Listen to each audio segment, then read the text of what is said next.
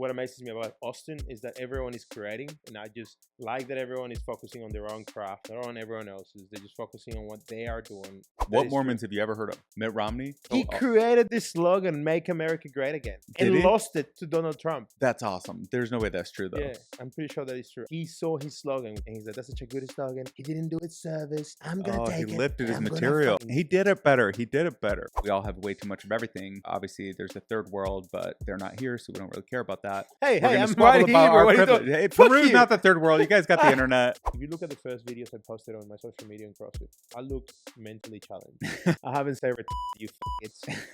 That's for everyone in the HR. Welcome, everyone, to the OG podcast. Today, I have my friend from comedy, Jose Rojas. That's it. Hey. So you just got back from Peru, and you're in Austin until the 7th, right? Yeah, until the end of the week. I love coming to Austin. Austin is just the best place. You said you were kind of looking at a few different places to live in the States. You were looking at Florida, Austin. What are you interested in? I've always wanted to come to America. It's one of those things. It's like every Hispanic's life. It's like I always wanted to come to America because we grew up like watching American TV and show business and television and all that.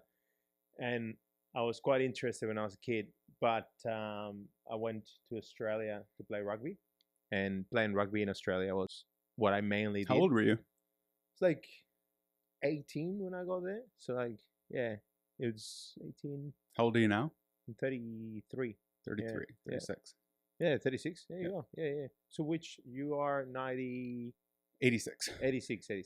Yeah, 86. Yeah, 1986. Yeah, cool. 66, 86. Yeah, cool. Awesome. So, well, I made a change at 33. When did you decide to... You used to do something. You used to work corporate before, right? Like I used to work for Snapchat. Shout out to all my people at Snap. It was a really fun job, and I miss it a lot. I miss a lot. You guys are responsible for a lot of like marriage breakdowns and a lot of it's crazy.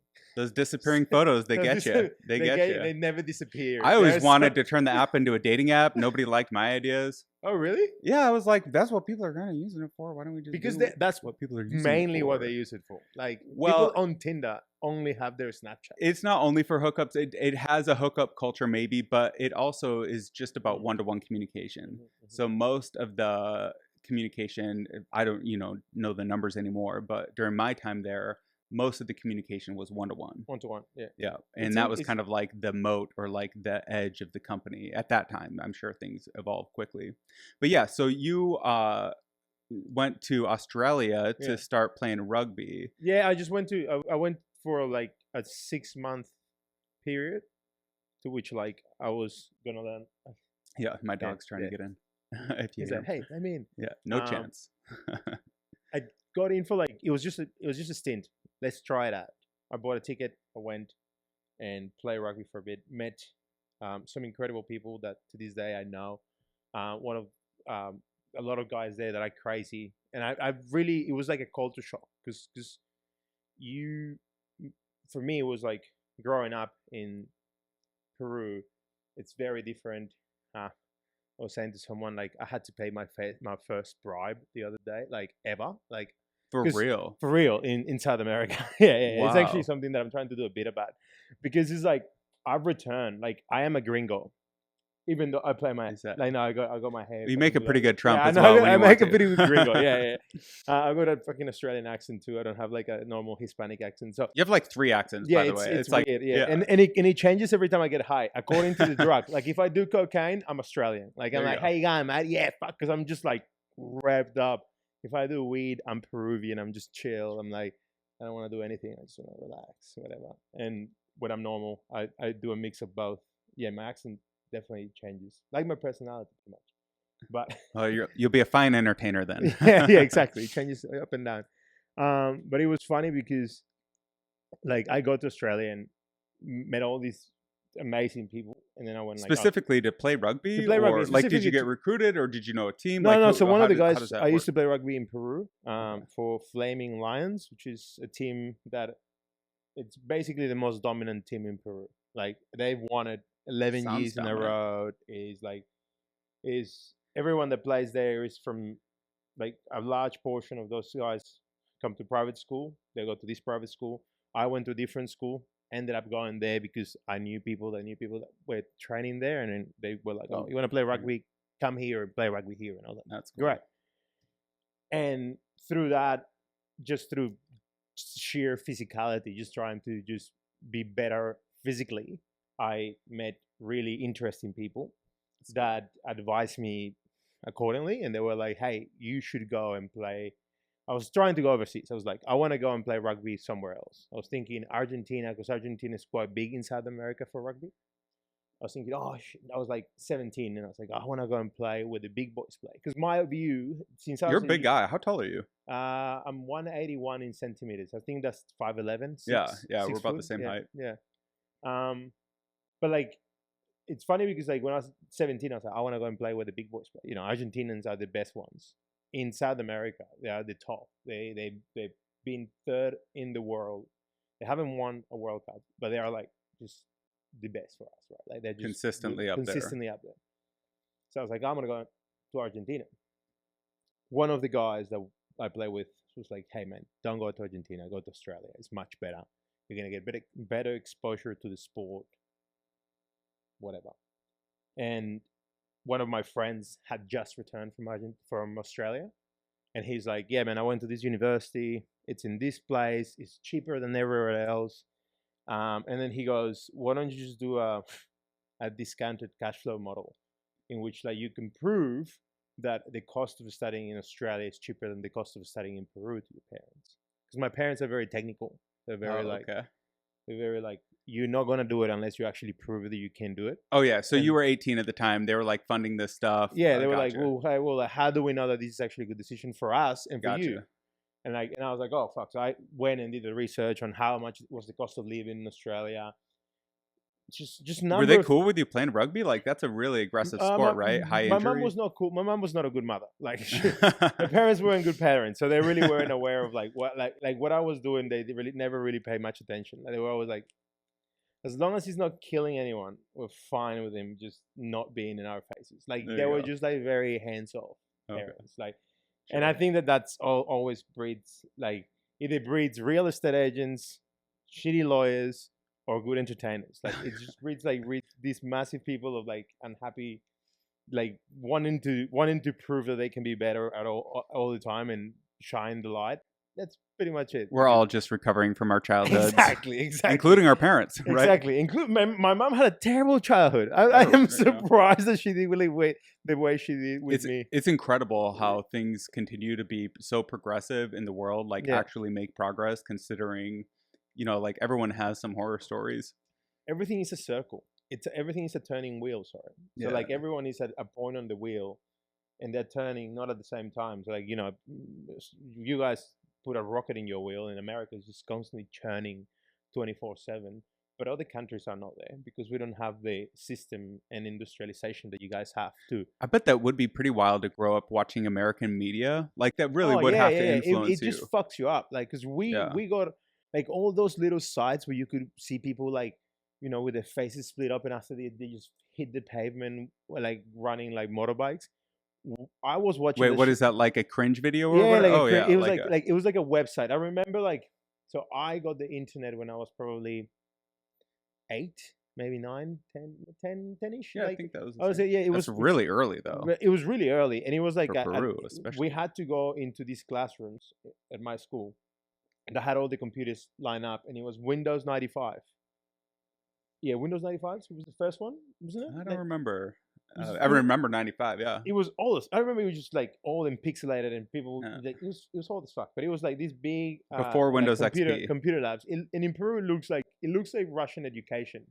When you look at Peruvian education and Peruvian schools, and especially this type of school, which is a religious school, Nuestra Señora de la Merced. And it's just very religious school. Can you say that again? Nuestra Señora de la Merced. It's like Señora means like Our Lady of Misericordia that's the name of the school maybe in English. Cool. It's quite a big religious congregation in Peru, and these guys created a massive school, and they will teach you everything. Which when I look back at it, it was the best education.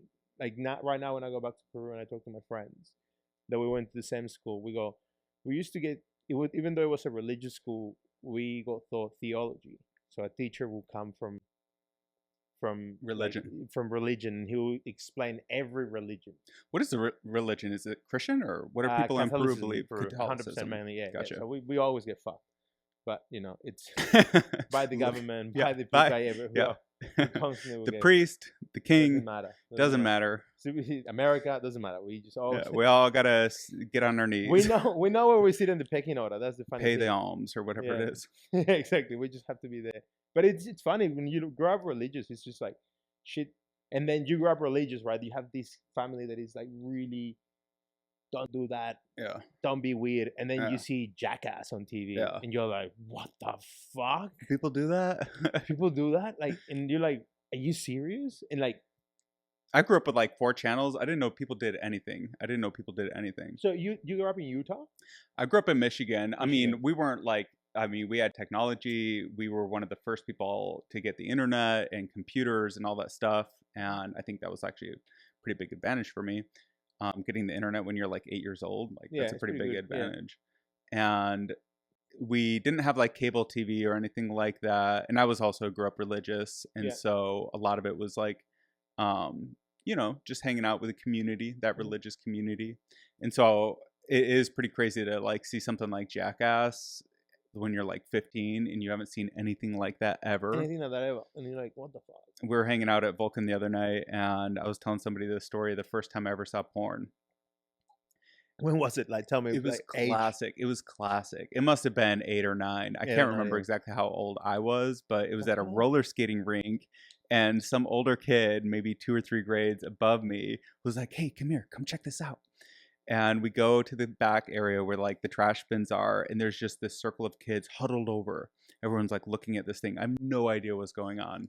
I walk in and into the circle and Yeah. like look at the magazine. Of course, it was a magazine, and I didn't even understand what I was seeing. There's like these naked bodies, and it's like all weird. I didn't even understand what I was looking at. And And you're like, yeah, what? that's And my then you're first like, porn. oh, that's all right. That looks like But I loved. It seems like a classic experience. You're at a roller skating rink. The older kid invites you in to the back area where the trash bins are. I'm There's pretty a sure circle that's of how. kids. It's like that's how it's done. That's how it's done. Exactly. I And got one natural, real thing in my life. Everything else is synthetic. That was the only natural one. you could say it's funny because I look at it that way. You know how kids and boys used to get together back in the day to watch porn because there was no internet, there was no the privacy of your room and your phone.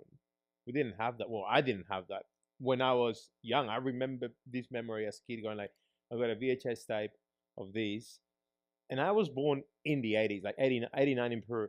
So my experience, I always said like I used to watch like really old Mandrake, like it was like a cartoon from the 70s or something like that, like about a magician.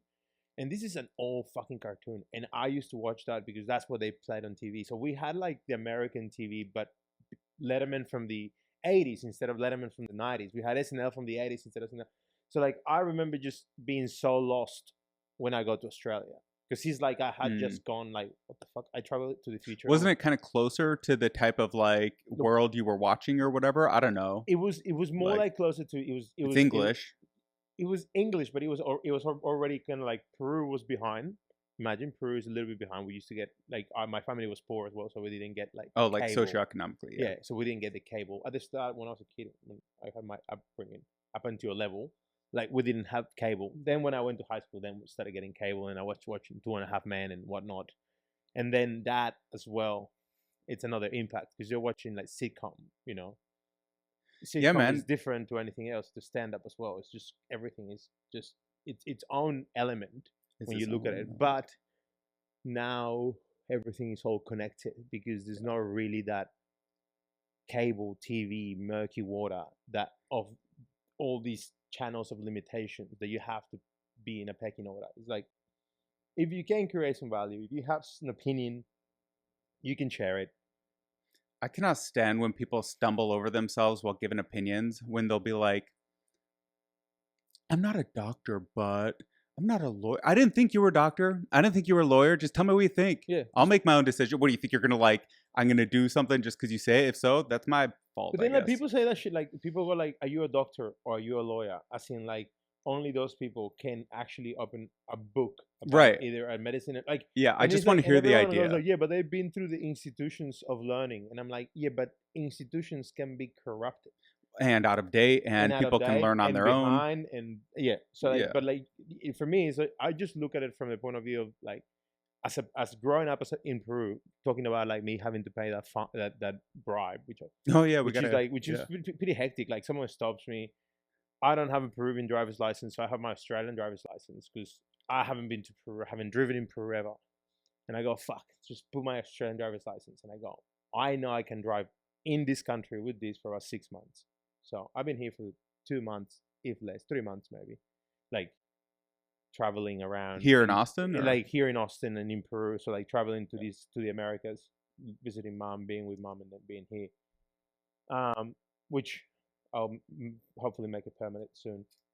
So the thing is that when I look at that, I was like, fuck, I have to give him my driver's license. So and he goes like, oh, you're not local. Straight away, he just goes, bang. His tone of voice, his demeanor, everything changes. And I'm like, yeah, not a local. He's like, well, mate, you know you can only drive with this for 6 months. And I'm like, yep. And I had my ticket. I was like, I've just arrived last month, so technically I'm all good. And he goes, yep, you're missing a technical check in your car. And I'm like, no, I'm not. Like What, like the gas, like the pollution, or what? Cars in Peru every 5 years have to go to a safety check. Right. Every car has to Yeah. do that, which is fair enough. But mine was out of date by a week. Oh my god, a technicality. Which is fine. Gotcha. Like, it's a technicality. And I was like, and me being me, go, I'm sorry. I understand that this is. But it's gonna be fine. But it's just, a week. if you're gonna have to put the fine, I'm okay with you putting the fine. And then he goes, whoa, the fine is like 2,000 soles, which is like 300 USDs. Well, even that's a lot. Yeah, the fine is like 2,000 soles. It's like, whoa, like, and the government actually gives us 30% of the fine. They pay us that, and so we're encouraged to put the fine. I'm like, would you put the fine? They're doing rev share with the cops. Come on. And then the cop goes again, and he goes, hey, by the way, I'm gonna have to take your car. And I go, what? Yeah, so you're gonna have to be left on the street, and then you're gonna have to go home. And I'm like, you fucking kidding me? So I grab my phone and I call mom, because mom is the only person that knows about this car. So I thought, hey, what's going on with this? And then she on the phone goes, you're gonna have to give him some money. That's what's gonna happen. Wow. And I go, what? And I was like, you're gonna have to give him some money. That's what he's asking. So she knew. Like, and I'm like, fuck. And in my brain, I'm thinking, all right, I had just been to a government building. So I drove into a checkpoint to get into the building. So there's police and everything. Get into the building. I did some paperwork. Came out to pay for the car park. I had to go into an ATM because Peru is not like cashless like here or Australia. It's very cash based.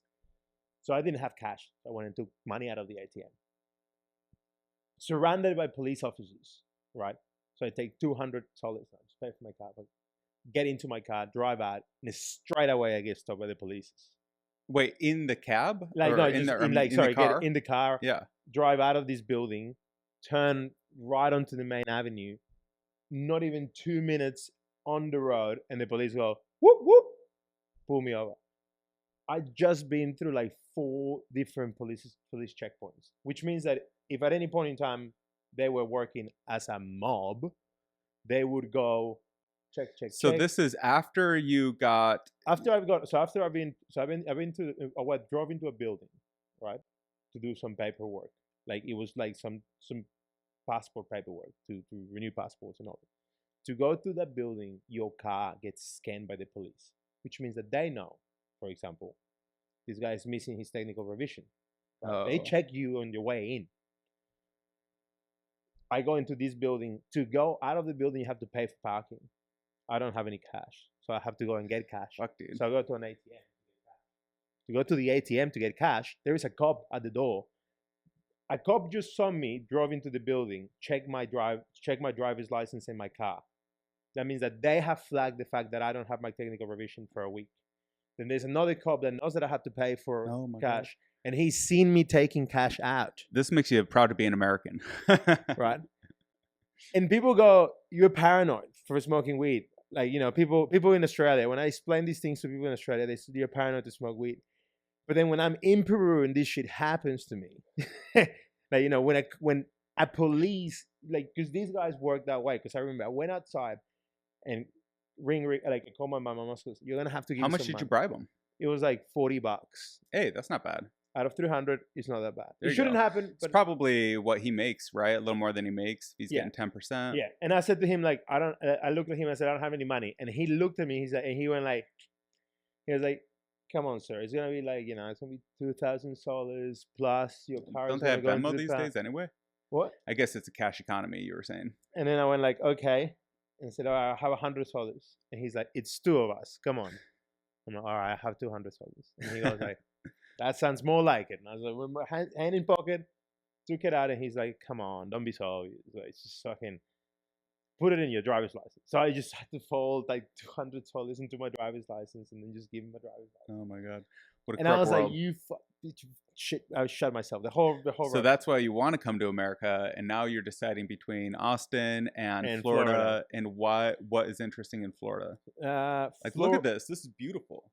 That is Well, where you want to like be. Florida, I got a job offer in Florida, which makes my transfer to America a lot easier. I see. And Miami or what area? Miami Nice. area, which is good. And there's some comedy there, which would be good. And I have friends that are doing some content stuff, which would be good to I've reconnected with them since I moved back, or I decided to move back. But it's always like, I think what the transition would be, as I was saying, I love living like a bum and sleeping, you know, in people's couches and backpacker hotels, and then going home and not having to pay rent, which is great. It's a big advantage, you know, and definitely a big. In Peru, it's very cheap, yeah. so that's like, people don't get it. Like, if you pay rent here for a month, you can live in Peru for 3 months. You know, Have you always done entertainment stuff? Like, so you have like kind of this fitness background. You play sports. You run rugby. I've always been And like, you do some sales, but you also are, or you don't do much sales. Okay. Oh no, just I do the sales stuff. Yeah, Oh, the okay, sales yeah. stuff. Yeah, I'm saying like entertainment stuff. No, Right, entertainment. So, like, have you done that long, or what is your motivation to break into it? I Why always is it wanted interesting to do to it. you? Okay. You know, like, it's one of those things that, Well, I think everyone wants to do it. yeah. But like, I did theater at school, so I did, like, you know, like any kid finishing school. But it is weird for a Peruvian kid to do that. Like a Catholic school. Like, my dad was a politician, a very unsuccessful politician in Peru, in the 80s, and my mom worked for a long time for the government. So they were both very,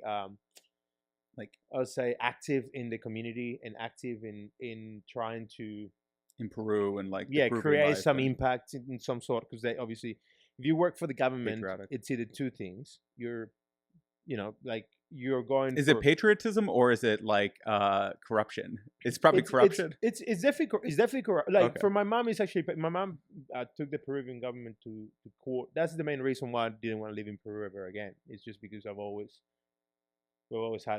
had like our beefs with corrupt societies, because we Oh, hate it. gotcha. Like I hate it. Like, that experience of me having to pay a bribe just makes me feel like unsafe, because you can see that someone at that such a low level can be bored. It makes the entire scenario, it's a dangerous place to be, and especially if you have, like, for example, a different set of ideas, right? Like, and I'm not saying that that'll happen to everyone, but I've seen it happen to like friends of mine from university that I went to. Their parents were very opposed to a certain government, and they were getting what is called political prosecuted. You know, like, so you see it because governments in South America change so often. So then the regimes and the people in power change so often. So then the people that have the handle on the spoon or the handle on the frying pan are constantly changing. So you never know when you're being fried or when you're frying. You always, like, in limbo. And for me, like, as a kid, my mom worked through so many governments, and she was a stable realm in with so many governments. And that gave me, like, and she did it because she was extremely honest, and who backed her with the gringos, the US. So she was always like, people from Washington, people from the World Bank were constantly saying, yeah, this person has to stay because we don't fucking trust anyone else to handle the money that we're lending this government. So it was very, for me, it was very like, I know where my values sit in that It'd be a area. tough environment to live in with all that corruption. Like, It is, it pisses you off. well, the Like, hardest thing about it is just not knowing who you can trust, what you can trust. Like, if I say, like, is this person just lying to my face? I have no idea. You know, like, it's impossible, and all that creates this cost. Even just thinking about that, even just wondering about that. Well, now you're not thinking or wondering about like your job or absolutely. your friends Your or your family, having family fun, or your whatever it is. art, creation. You're not worrying. And if you are It's worrying about those things, it's a good thing. it's Because a it's a wasted enforcement cost that can be solved by creating better relationships and incentives. A lot of what I think people, so like, let's say you have a corrupt country, Mhm. nobody trusts each other. Mhm. Every day the cost of that is so much more expensive than it would for everyone just to be honest and open and transparent. Yeah. And then everyone would be way richer, not like double, like 10x richer. I'm very convinced that I can't remember where I heard this idea. It might have been Jordan Peterson, might have been one of his influences or Mhm. whatever. But it was that the ultimate currency is trust. Mhm. And it's that trust is what makes people rich. And what is the opposite of that? It's corruption and lies and deceit. And the thing is that you're like, I I'm a liar, I'm a sinner, I'm a person with Oh, all the you're a flaws. human being? I'm a human Oh being, my right? God. Like, and like, but this is the thing. People go like, a human being cannot. Oh yeah, no, this guy's a piece of shit. And you go, um, you make mistakes. You make choices, and you act like a piece of shit. Like the only way you know how not like I just just look I look back at when I see, for example, people in South America go, this person is the son of this person, therefore he's a piece of shit. And I go, what? How does that make any sense? Like that you don't like my dad because of his political affiliation or whatever. And because of that, you think I'm a piece of shit. Like, Yeah, I mean, it is dumb. Like, it's prejudiced people are pretty low IQ. You yeah, have but like, to, but you think about that stuff and you go, whoa, and then you go back, exactly what you're saying, education, yeah, because these people don't have access to what it like, and education can be through experience or through actual like formal education. I think I'm right. talking about more education through experience, because it's how it makes you feel to be judged that way. Because like it's about, you have to look position in order to be able to have like the true learning. Is like it's it's through experience. It's through Yeah, like that's having and living. It's wisdom like, yeah, versus it's knowledge. having It's that empathetic. experience. What is your experience? How would Yeah, you have felt if you had felt what I'm feeling, and yeah. vice versa? And how would I have felt if I felt what you're feeling? Have you ever heard of the idea of the primacy of real experience? No, no, no. It's just that the idea is that real experience is like the most important proofing mechanism. Like, how do you prove something is true? Well, I can tell you that 1 + 1 = 2. We can kind of experiment with Mm-hmm. that and, like, build things on that model to try to prove that's true. Okay, now we can create physics from that and biology from that and all these different abstractions. Mm-hmm. Okay, it seems like 1 + 1 = 2. But what about like something like, what's a prejudice remark? Like, Jewish people are better than anyone else as measured objectively by the Nobel laureates. I Oh think yeah, yeah, I yeah. think But the amount they of the produce amount of more. Nobel prizes won by Jew people. But not only that, like titans of That's ridiculous. industry, businessmen, Oh yeah, I actors, love them. They're fucking. musicians, Mate, they're prolific, and and there's more Jews than Mormons. I grew up Mormon, so that's an impressive fact oh to me. really? Or wait, no, there's more Mormons than Jews. That's the what I meant to say. Mm? Yeah, so Mm. there's more Mormons in the world than Jews, and yet who do you hear of? Yeah, Yeah, like Mark Zuckerberg or whatever. I actually don't know if he is Jewish, but I assume he pretty is. sure he is. I don't Yeah. know. No idea. But he sounds Jewish. But I'm not even talking about And the looks Jewish religion. too. Yeah, I'm not talking about the religion. I'm talking about like Yeah. something happened that made those guys better than everyone else, and it might have been whatever doesn't kill you makes you stronger. That's a horrible thing. That's a horrible thing to say. That's But like they do seem to it's a make very a lot of reductionist- Nobel laureates. it's a very reductionist way to see it. It is. It is. It is. Not really, but well, it's It's a law of winners for one group that's less than Mormons. it's also like association, because like you can be Jewish by, isn't that you can become it? Like you can. I think they keep that pretty Pretty tight. tight, pretty Yeah. tight lip. It's Yeah, not I like think it's hard to get to is be it like a Jewish. voters club? Like you have to I don't apply. know. I'd love to apply. I'd love to be Jewish. That'd be great. I'd wear the hat. I'd do the whole thing. Go to Shemag. Go to. I don't know. I don't know. I I like just their think language. They got their own little Yiddish. Ari Shafir just put that his new special out, which is called You. I know. I got to see it. It's on YouTube. Yeah, I've heard it's pretty funny. Is I've got it? a couple. I've seen a couple of bits that I agree with. Who are 100%. your I was like, comedy influences? Like who do you listen to? Who do you like? I like what like I don't know. Just for me, it was like obviously like Rogan is a big influence. Mainly in To the the sense that planet. I yeah I haven't been a big fan for a long time. You know, like a lot of people go like, oh yeah, no, I'm been an OG, and I wasn't like Oh, of Rogan? like yeah, a Rogan, Yeah. like I wasn't for like I got friends that listened to him since 2009. Like you know, like they were That's really early. they were like Wow. UFC guys, not 2009, but like early on, and they were always from the UFC stuff. Like for me, it was always like I liked it, but When did you first hear about him? probably at university in 2013, 2012, at university at Bond Uni on the Gold Coast, Australia. And why do you think he has such influence over people? What do you think the root of it is? Number one, In society and culture. I think that he's true to himself and what he likes. So that gives him a level of relaxation of what he has to do. Like I just you look at these incredible like people that have achieved a level of success on a field, and you look at them outside of it. Like I organized a seminar with Matt Fraser, which is a guy that won the CrossFit Games 5 times, and he is the elite of the elite in athletics. Like he's won the CrossFit Games 5 times, and I saw him operating and how he thought about training and how he thought about what he was doing. It was a single focus, it was a single determination on what he loved to do to become absolutely the best at it.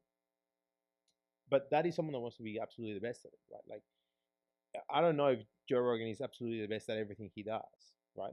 Well, he's the best at being him. But for he's sure. the best at being exactly true to what he loves to do, which is Yeah. he's the best at producing. He's sure as shit is disciplined. Because like Yeah. and every single one of these guys is disciplined.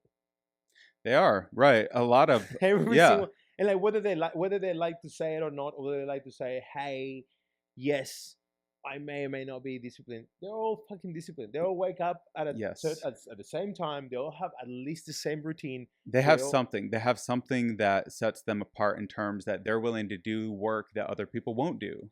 And whether it's a good discipline or a bad discipline, because I've seen good writers with like a terrible work ethic or discipline, and like or friends that produce some sort of like I've seen guys where I used to work in real estate.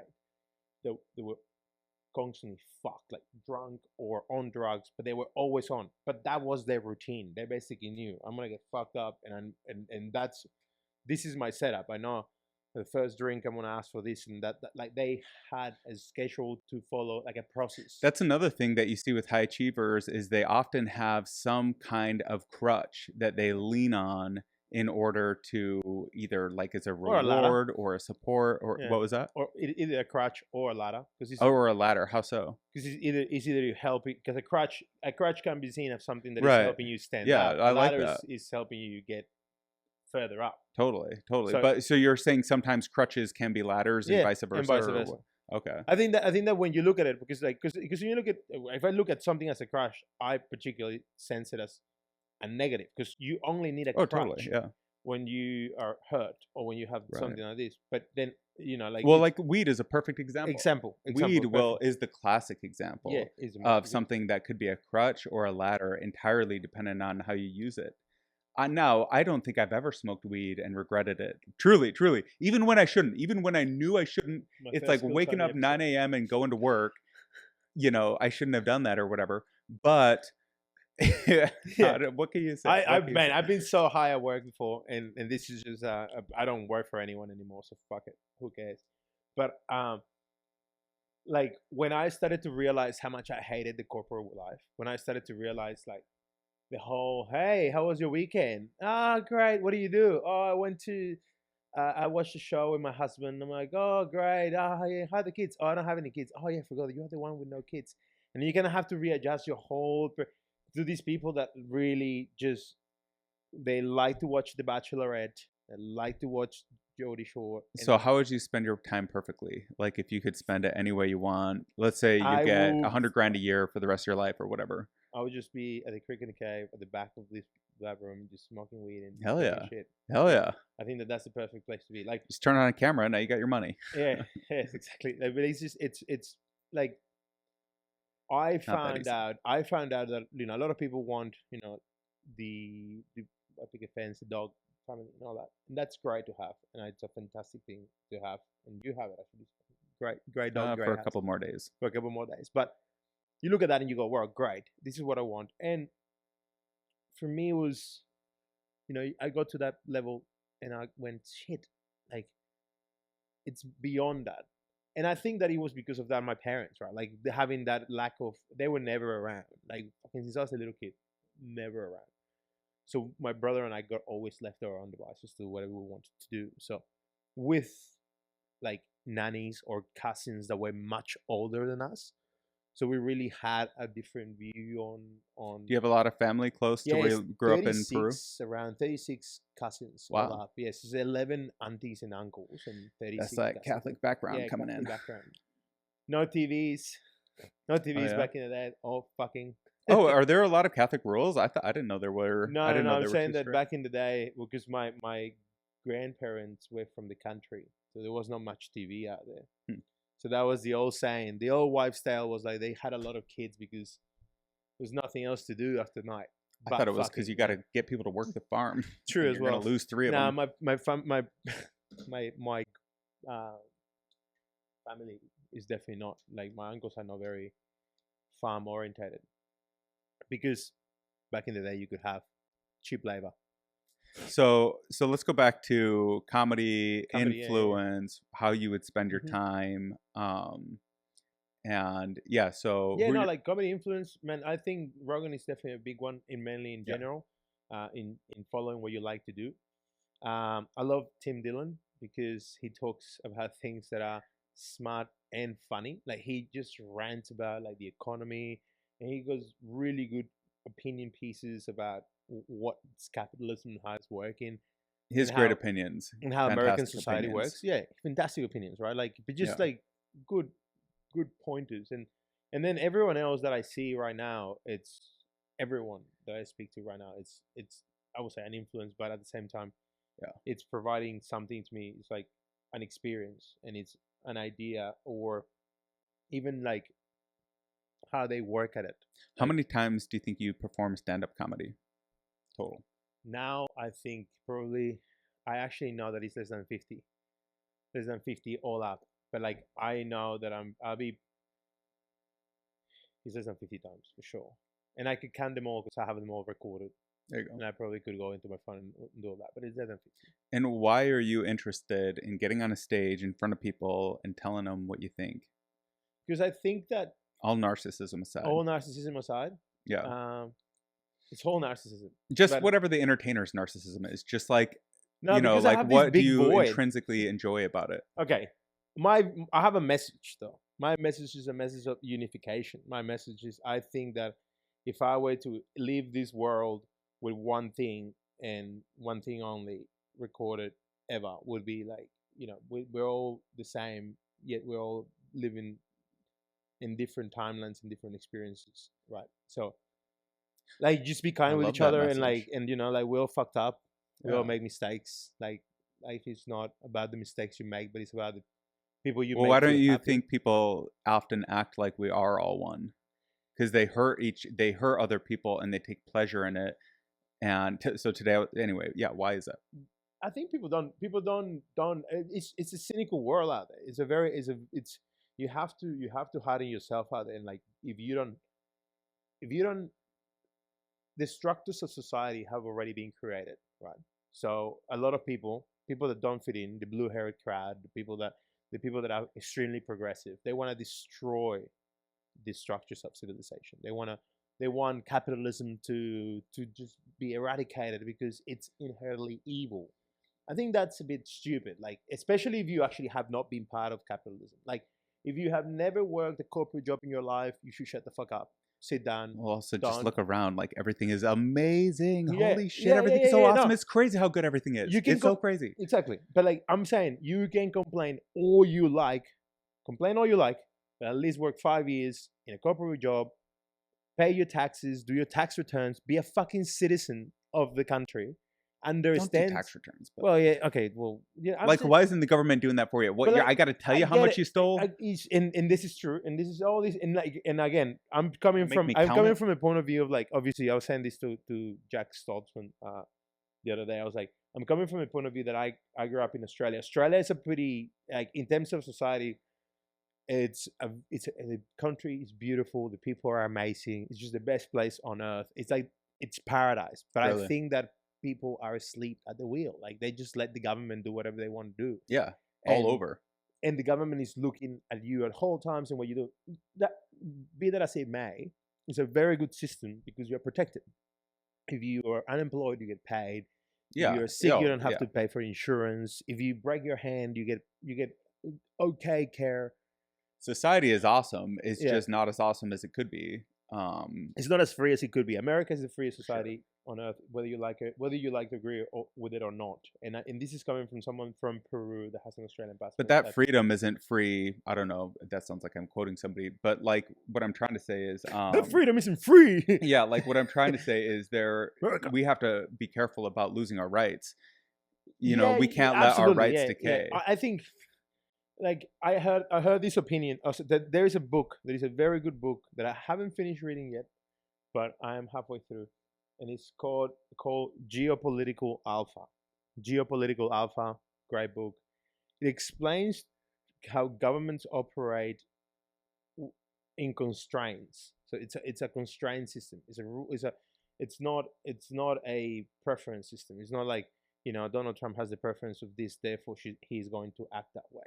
It's like the system is already written, and he has boundaries to which he can play the game, right? Unlike you have black swan events like what Putin is doing right now because he's about to die, and apparently he's got cancer and fucking Parkinson's and all this sort of shit. So like you have all these events that happen. Those are just monkey wrenches. Those are like unique events that you can't predict. But everything else is pretty predictable. America won't dissolve itself because there's too many centrists that have way too much money, that have way too much interest in America. But it's also just durable. Like it's fucking durable. It's durable, but it's what I'm saying. It's like these Trump. people, no matter if you have Pelosi, no matter if you have fucking whoever you want, go from middle, go like left, right. At the end of the day, the people that run the country are all capitalists and they all want money. Yeah, and that's why and they will want to stabilize it. They will want to bring it back to the middle because the incentives are aligned in capitalism. Exactly. And I do think capitalism could create a new form of government, basically one that is even more transparent, automatic, enforced, and but that comes only from people. I think that it could only come from people that participate in the system, understand the system, and then they can criticize the system. So but just like think of like how quickly we got to where we are today, 2022. In 1980, there's no internet, basically. Basically. Yeah, exactly. And so from all of time in history, like two monkeys had to bang a rock together to create a spark and get some fire, or however they did it. I don't even know how they did it. And then you get language and you get mass media and you get technology, and now you have social media and the rise of influence. And I really think that there is a through line in all this shit, which is a lot of it is what one of Rogan's things that he would say a lot, at least back in the day, is like, we need to find the right way to live for these times. Mm-hmm. And I always thought that was super true, which is actually what we've always been trying to do, is find out how do we adapt to our circumstance. Here's reality. Mm-hmm. How do we best adapt to reality?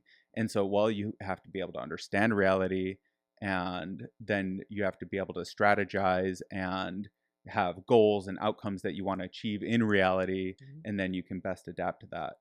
But yeah. Anyway, all that's a little bit of a tangent. But that's actually pretty interesting that you mentioned how Well, I can was we kind of thinking adjust. about how you were talking about how there's these different there's constraints and there's like open things and black swan events. Yeah, so there's basically like what I'm trying to say is that people go, if the next election a Democratic president goes in, America will be destroyed, or if Donald Trump gets in, Yeah, we're gonna go to war. Or if this happens, there's just so many things that you doomsayers. can't predict. Yes, we're in very tumultuous times. I'm scared. I Every time I listen to people that know more than I do, they're also scared. So it's Of nuclear war. What are people scared yeah, of? of like hot war or I don't know. I mean, I don't want to be glib about such serious things because if they happened, it would ruin the world and we would all basically eat each other. Like the funny thing about this that is a privilege movie talk, about it. Actually, is there? What is it? isn't one of the funny movies with no, that's This Is the End. Is that movie with Oh, I saw that. yeah, That was yeah, great. Yeah. that's a great movie Yeah. about people Yeah, it was eating each funny. other and actually comedians being all in the house and Oh, wait, maybe I didn't see that. no, Wait, isn't that the movie with I thought that was the one where like the Earth is going to get hit by an asteroid and nobody cares, I'm wondering- which is basically what's happening. it's a movie with James Franco and these other guys. Oh, that one with all the celebrities. Yeah, and at the end, like I think Channing Tatum is like a cannibal, like a dog, Yeah. like just dressed like has like a little mankini. It's like that's something that we would watch a lot, like or like will come a lot. I've definitely seen it. I've definitely Yeah, seen it. yeah, yeah. No, but I think that just in general, like people are too pessimistic about the system that is America. And I hear it a lot since I've been here in Austin. Like a lot of the guys that are like, "Oh, this is not good." They're always like, clenching the fist and going like this and all like that. And I'm like, yeah, it's all right. Like if you're in your 20s and you're doing that, that's great. But Well, there's always room for improvement, but like, what everyone's got stuff they want to do. So, yeah, what is your ideal, like what is your entertainment ideal? Like here's a would you rather? Would you rather have 1 million subs on Instagram, monetized it, let's say you're making like oh, yeah, 150 grand a year, yeah. whatever it is, I don't even know, probably more for 1 million. Or would you rather be a touring comedian that nobody knows about, but you're working all the time, you're on the road, you're constantly getting laughs, you're good at your craft, it's your own deal? The second one. Really? I would prefer it to be. I don't know if you know how easy these YouTubers have it. Like they got have it pretty very easy.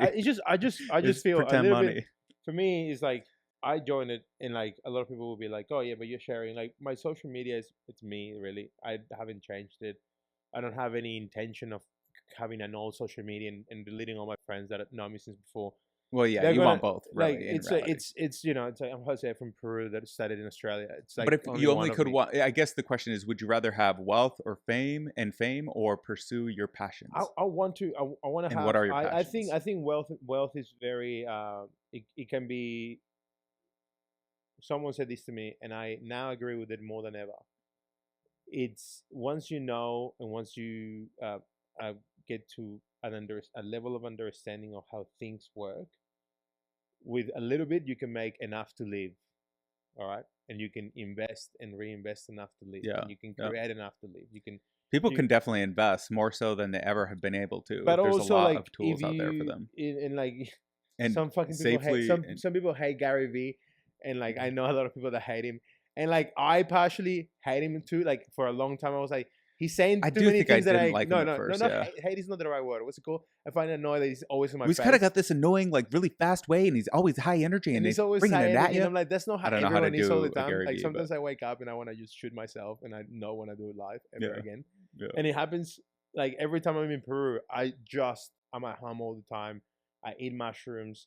I smoke weed. I literally try to just be away from that society because it's like I feel so unsafe that I'm just high all the time. Like I'm like, oh whatever. If Yeah. something happens, I'm gonna be high. Nothing's gonna It'll be harm me. fine. I'm Yeah. gonna be so happy just from mushrooms, and nothing's gonna. So every time I'm walking around Lima, you're gonna see me smiling with from side to side because I'm Really, like mushrooms? microdosing Those make you mushrooms. happy? Yeah. Microdosing like psilocybin. Yeah, Oh, okay. in Peru. Yeah, fucking sick. It's good. It's good. So that's what I I do. do. I do love mushrooms. Yeah, but like that's it. Just for me, it just gives you like that little, you know, like you feel a little bit more chill when you put music on your ears. You actually can I always have to earn that with like some pain first, but a workout. Yeah, no, no, it's not like a workout. Like I usually get sick on mushrooms. Usually, really. yeah, like painfully ill Oh, really? almost every time. 100%. Is Yeah, that your gut bacteria or something like that? You have I think some it is. shit in Yeah, there?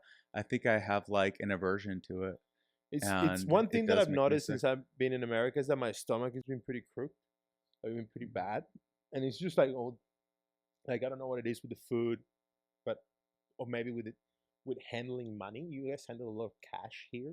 Yeah. Like in Australia, they don't have much cash. It's like all like payless, like PayWave, Apple Pay, mainly everything really. Some places don't even handle cash, but my stomach's been crook ass, and it's crazy how you change that your gut bacteria can change just from also traveling a lot, and that's what Anthony Bourdain used to say a lot, that his gut bacteria change a lot, which can also make you diabetic. By the way, learn that.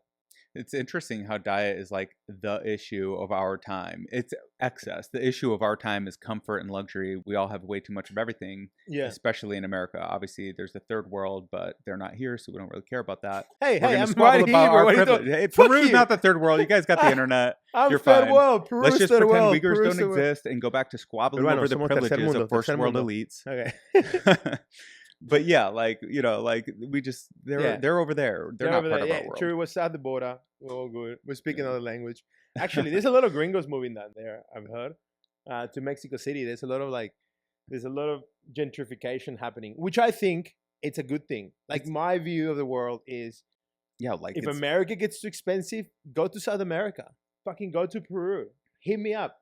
Bring me up. people are like, moving to Puerto Rico these days, which I've actually heard for a long time absolutely. now. Like, you can move anywhere in South America. And the thing is that with the internet, and you have Elon Musk starting, like, he's putting Starlink in Peru starting in 2023, which you're gonna have fast speed Isn't internet it everywhere? Like, Yeah.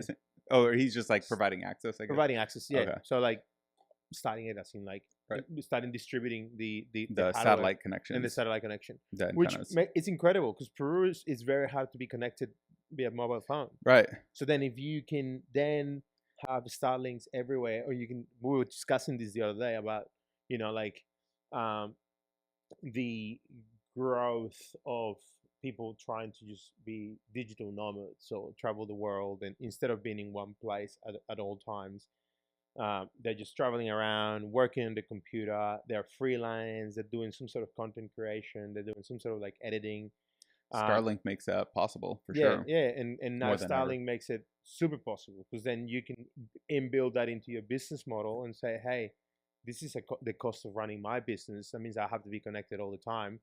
You can do it yourself. Like, you can just do that and travel the world and then blog around the world with your own Starlink. Like, it's incredible, like the amount of capacity and freedom that gives you. And I think that in South America would make for that gentrification of the societies. Yeah, which that's is just what improvement. which is what I think we should get to. And Everyone, everywhere. yeah.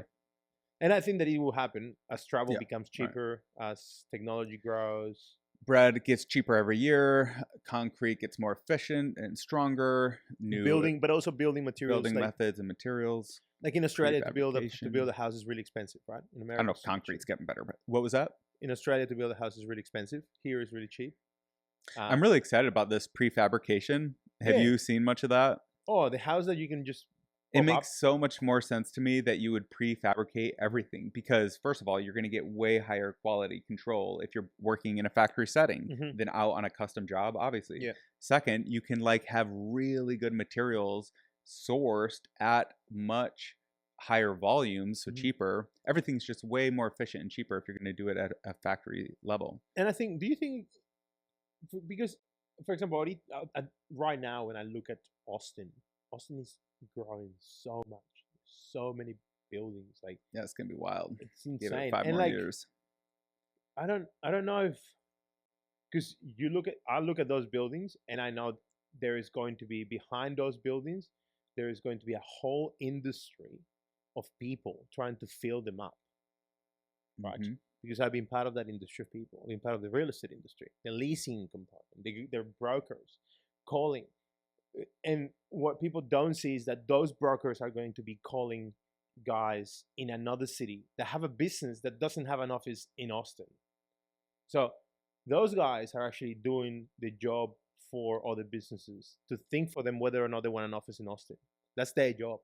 Yeah, but this place is going to keep growing Exactly. for But sure. like, this is what I'm saying. It's like those people are doing that job. So when you look at those buildings pop up, Yeah. people, a lot of comments I've heard is like, "Oh fuck, it's gonna be another tower," and and I'm like, "No, another tower for lease." I'm like, People are like, they have this bad attitude bad that's so attitude towards crazy. growth, and I'm like, Yeah, it's towards growth. Why wouldn't like- you want growth? it's just a Oh my normal. God. Like What else would you want? It's like they go like, "Oh no, the pie becomes." Someone said the pie becomes smaller. And I'm like, "No, it's like the CrossFit models. Like the pie becomes bigger. It's like you got 3,000 affiliates. That means that they made them now themselves a huge. Man, we sport. have like more games than people to win them. The It's- pie is it's infinite. It's going to keep growing. And it's like the pie is attention, and I think attention and the span. Okay, sure, and, fine. but also, Yes. but that's not the pie. First of all, attention isn't like a perfectly finite resource. It can Yeah, be fractionated basically infinitely, absolutely. which I think is being happening right now with short form video a lot. But Mhm. even think of this, like, what if you were to like listen to two different, like a YouTube video and a podcast at the same time? Like, you could maybe like I'm just saying, like, there's a lot That is of true, actually, different because ways to, I'm like, actually thinking about it because I'm like, I'm just how saying, the fuck do you know what I do? Because like I do that. I listen to YouTube. I'm on YouTube in one. well, like if avenue. there was two very slow discussions happening, it would be possible or whatever. But You the have one point is, outside, one in the room, and or you're you like have going, the TV on and Yeah. you're looking at, like, people's attention can pop back and forth really quickly. We don't have as deep of attention anymore, but we do have the ability to like do a lot of different things at the same time. And I think people discount that advantage Yeah. in this new world where they're like constantly mocking how like people are always checking their phones. But like it's you always check your like Yeah, I that's because agree, it's not yeah, in yeah. my hand yet. Like, integrate it so I can stop checking it. And also people go from different waves as well. Don't you feel like, because I as a human being, like my experience is sometimes I have the periods in which I want Yeah, to listen to totally. podcasts, and I'm only listening to long form podcasts like Joe Rogan for a week. I'll be listening to all episodes I missed, kind of thing. How long it takes to get through them. Exactly. And then I'll go, or whatever things that I go, oh, this guy was actually pretty interesting. I skip things that I don't find interesting. Like I don't listen to everything, but like if I don't find the guy, there was a guy talking about regenerative agriculture or something like that just recently, like just today. And On Rogan's podcast? yeah, and I Yeah, thought that was Will really something. interesting. But his voice was so fucking boring that I was like, I much rather read about this guy than listening to this guy. So I just, like I take that choice. I make that choice about it sometimes because their voices are really slow. Is there a transcript available? There will be, but I wouldn't read it. Yeah, I've never done that. I can't read an interview. I don't think so. Yeah, I don't need to do I can't read as best of times. I read very like I try to read constantly, but I'm very, my attention span just goes. Yeah. But I think that's like a lot of what's happening in this new short form Yeah. content and crazy world of people having a lower attention span. Mhm. I think it's actually great But that's for why I think comedy content shows creators is so and much, comedy. comedy shows are so much better. I think that there's going to be a lot of that, a need for a lot of that in different places. So yeah, I was asking like your influences with comedy. Like, why are you interested in comedy?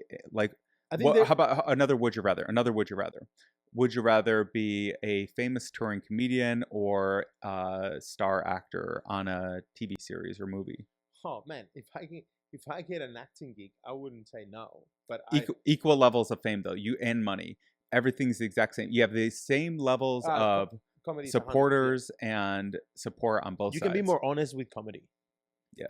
And you can be 100% honest on who Yeah. you are and 100% honest of your mistakes. Yeah, and that's you can, what sets comedy and apart. you can make mistakes. And you're encouraged to make mistakes with comedy because you're trying wild shit. And you can say, and I'm not saying that's what I want to do. I don't want to sell wild shit. But one, my mom doesn't get it because she doesn't speak English. So I can say whatever the fuck I want about my asshole and people licking it because she Just would don't never slip into get it. Peruvian. She would never get it. She would never. If I marry a Peruvian chick, she would have to read the transcript. But I don't have the shame of my mom is gonna listen to that. Beyond that, my mom and I have a relationship now where I treat her like she's a friend, and I take the piss and I say brutal shit in Spanish just to make shit awkward because I want the comedic fact of me and my mom having that interaction.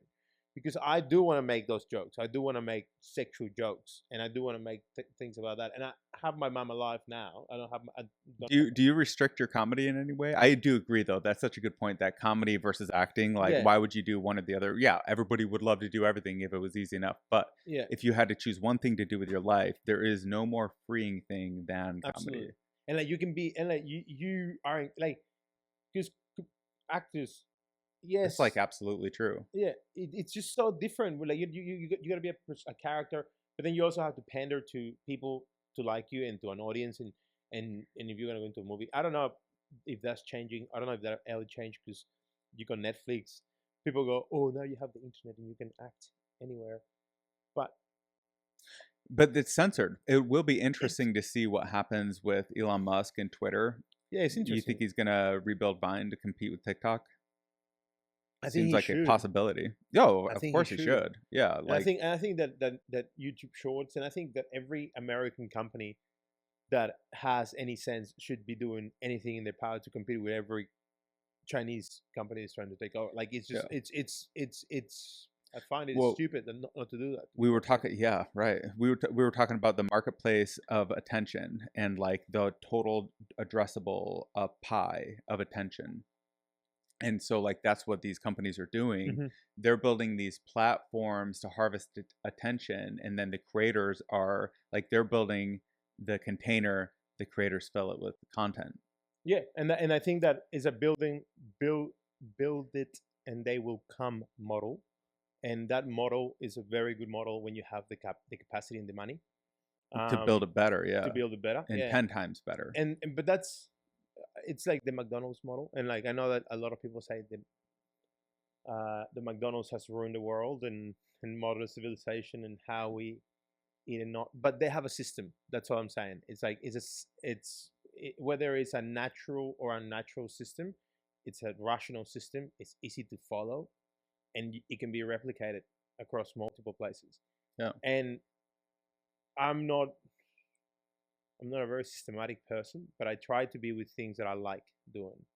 In the sense that, for example, with comedy right now, I'm trying to build a system around it Yeah. that allows me to create more. So, for example, hang out with more comedians, right? Like in coming to Austin, I really want to do it.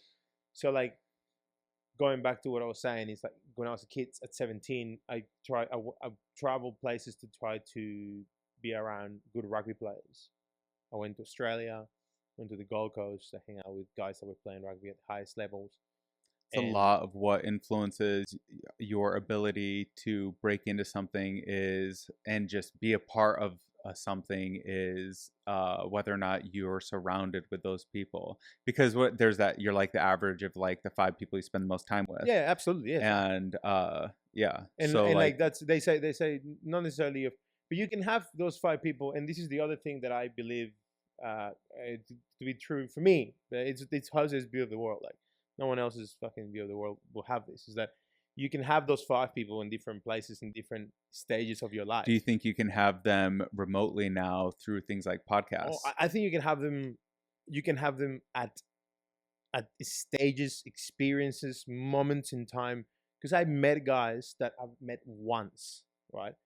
And I am sure if I see them again, because we met once, maybe in Sydney or traveling through a tough time, and I was like, oh man, I can help you out with that, no worries, and I'll do something nice for them. It's just because not because I'm expecting anything in return, but it's just one of those things that you go, well, it's a person in need. We're just gonna have to give them a hand.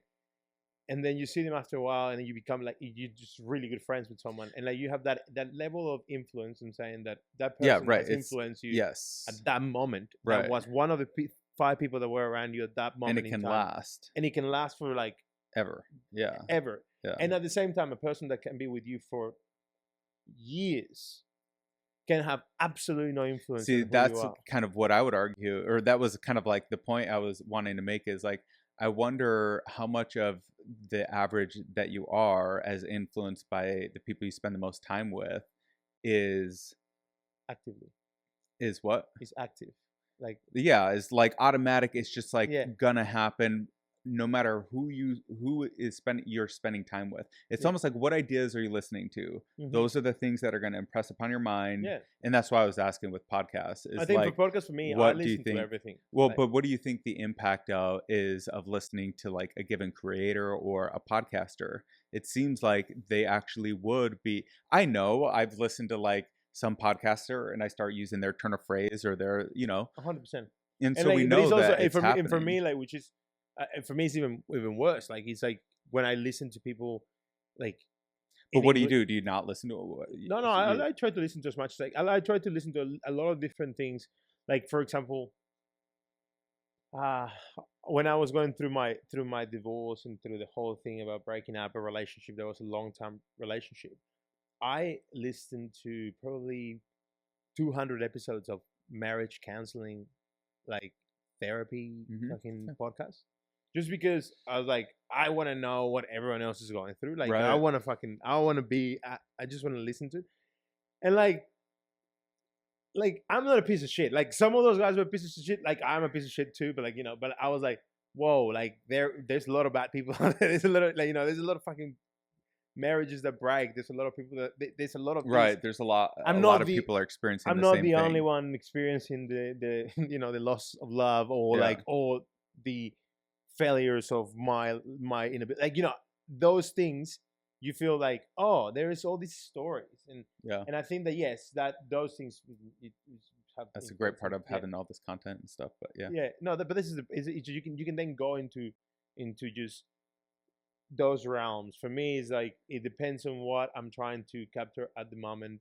Like, when it comes to through comedy and interviewing, like, I listen to every podcast that I can listen to about it.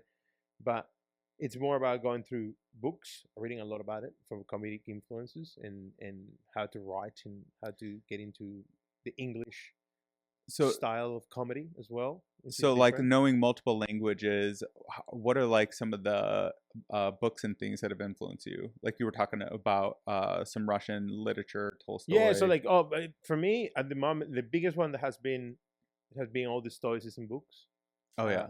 Like, Ryan Holiday. Ryan Holiday was a big I influence. gotta check out his books. I haven't actually read them. It's I've really heard good. about him for a long time, but So I was listening to what's in Holiday. Was he's like, got a good podcast. he's got a good podcast with.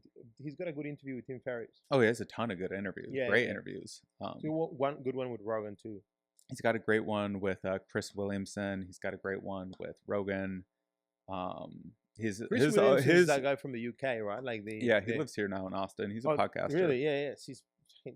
I've been watching a fair bit of him. I saw him on Rogan, and I was like, yeah, he's got a pretty good view of the world as well. Like, he's just got his own unique. He's from the UK. I like his style. Yeah, his style's pretty cool. Yeah, yeah. No, he's that's that sort of stuff. Like, when you find you can find those people that someone else met them before and they have been fans of them for years, and you go, wow, like, that thing is what amazes me about this environment we're in. What amazes me about Austin is that everyone is creating, everyone is in their own realm, everyone is in their own way, and everyone is interested in their own unique personality, like their own unique way. And I just like that everyone is focusing on their own craft, not on everyone else's. They're just focusing on what they are doing and their journey, whether their journey would be to be super famous or not be super famous. And I know we all joke about it, like everyone, whoa, wants to be famous, but like But it's is it fame? Like, what do people want? They want an impact. They want influence. They want fame. people Those aren't all ultimately. the same. I think everyone wants, I don't know, to be comfortable, the pursuit of happiness, do whatever they want to do. I don't know. There you Like, I go. think that the reality at the end of the day is everyone wants to be comfortable.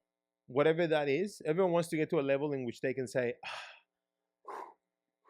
I don't have to breathe for rent. I don't have to breathe for food. That's true. That's like, very true. there is nothing, and this comes from a guy that, at a point in time we were bathing ourselves in buckets with waters that poured out of, like, the sink. Like, we didn't have much when we were young, and then again, like, going into Australia and then working and having all these, like, challenges like normal, like anyone else in their 20s. I'm older than everyone else and had a career before.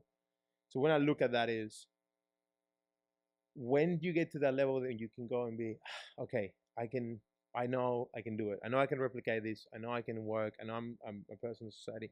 And now for me, it's like, yeah, I know I can do these things, but I want to do this thing, which is much funner, which is comedy, right? Like Well, yeah, right.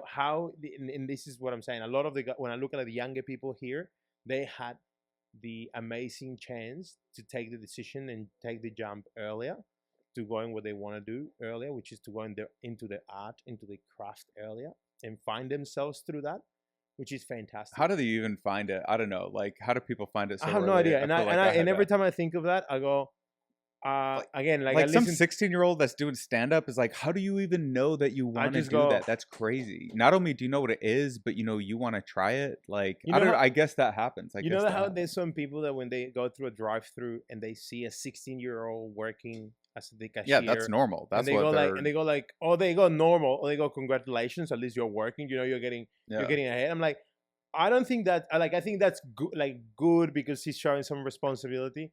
But like, I think it's when you let a person I that see what you're young saying. go Yeah, into art, evolve that's into a an different, interesting point. like, because I think that we should all have the ability, every single human being, as like the Romans used to think and the Greeks used to think when they were at the most prolific times in their societal levels, like when everyone was having that bliss era.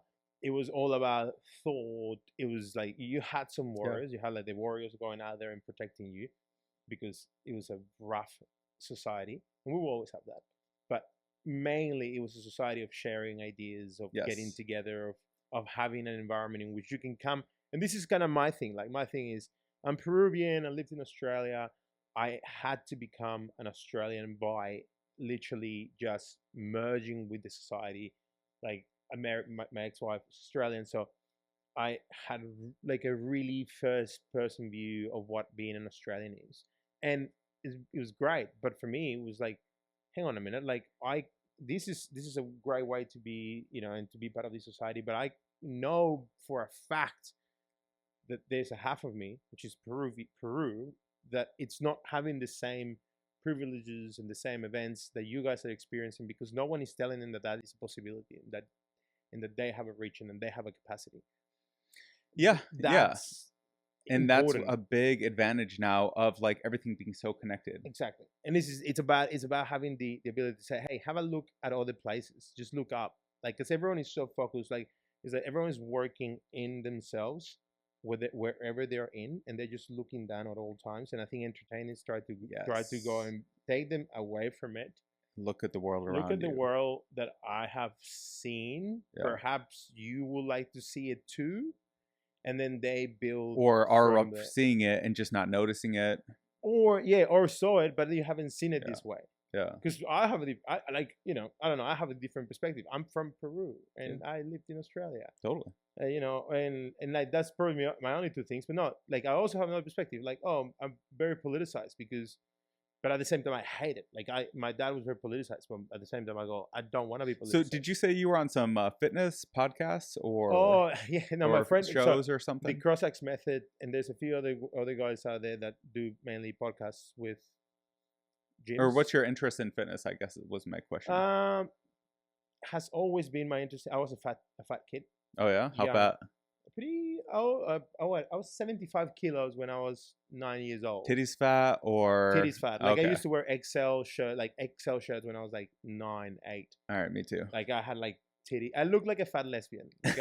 Like it was like I was shaved head.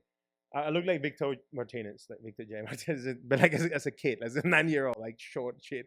Like it was funny. Sorry, Victor, but that's your joke, not my joke. But I looked like that as a kid, and I think someone at 11 introduced me to capoeira, which is this Brazilian dance martial art kind of thing, and I did that until I was like 16. Did that jiu-jitsu, Muay Thai, so like in and out with people, like doing that. A couple of the guys that I did capoeira with became black belts in jiu-jitsu. Tatui. I know the beginning dance too.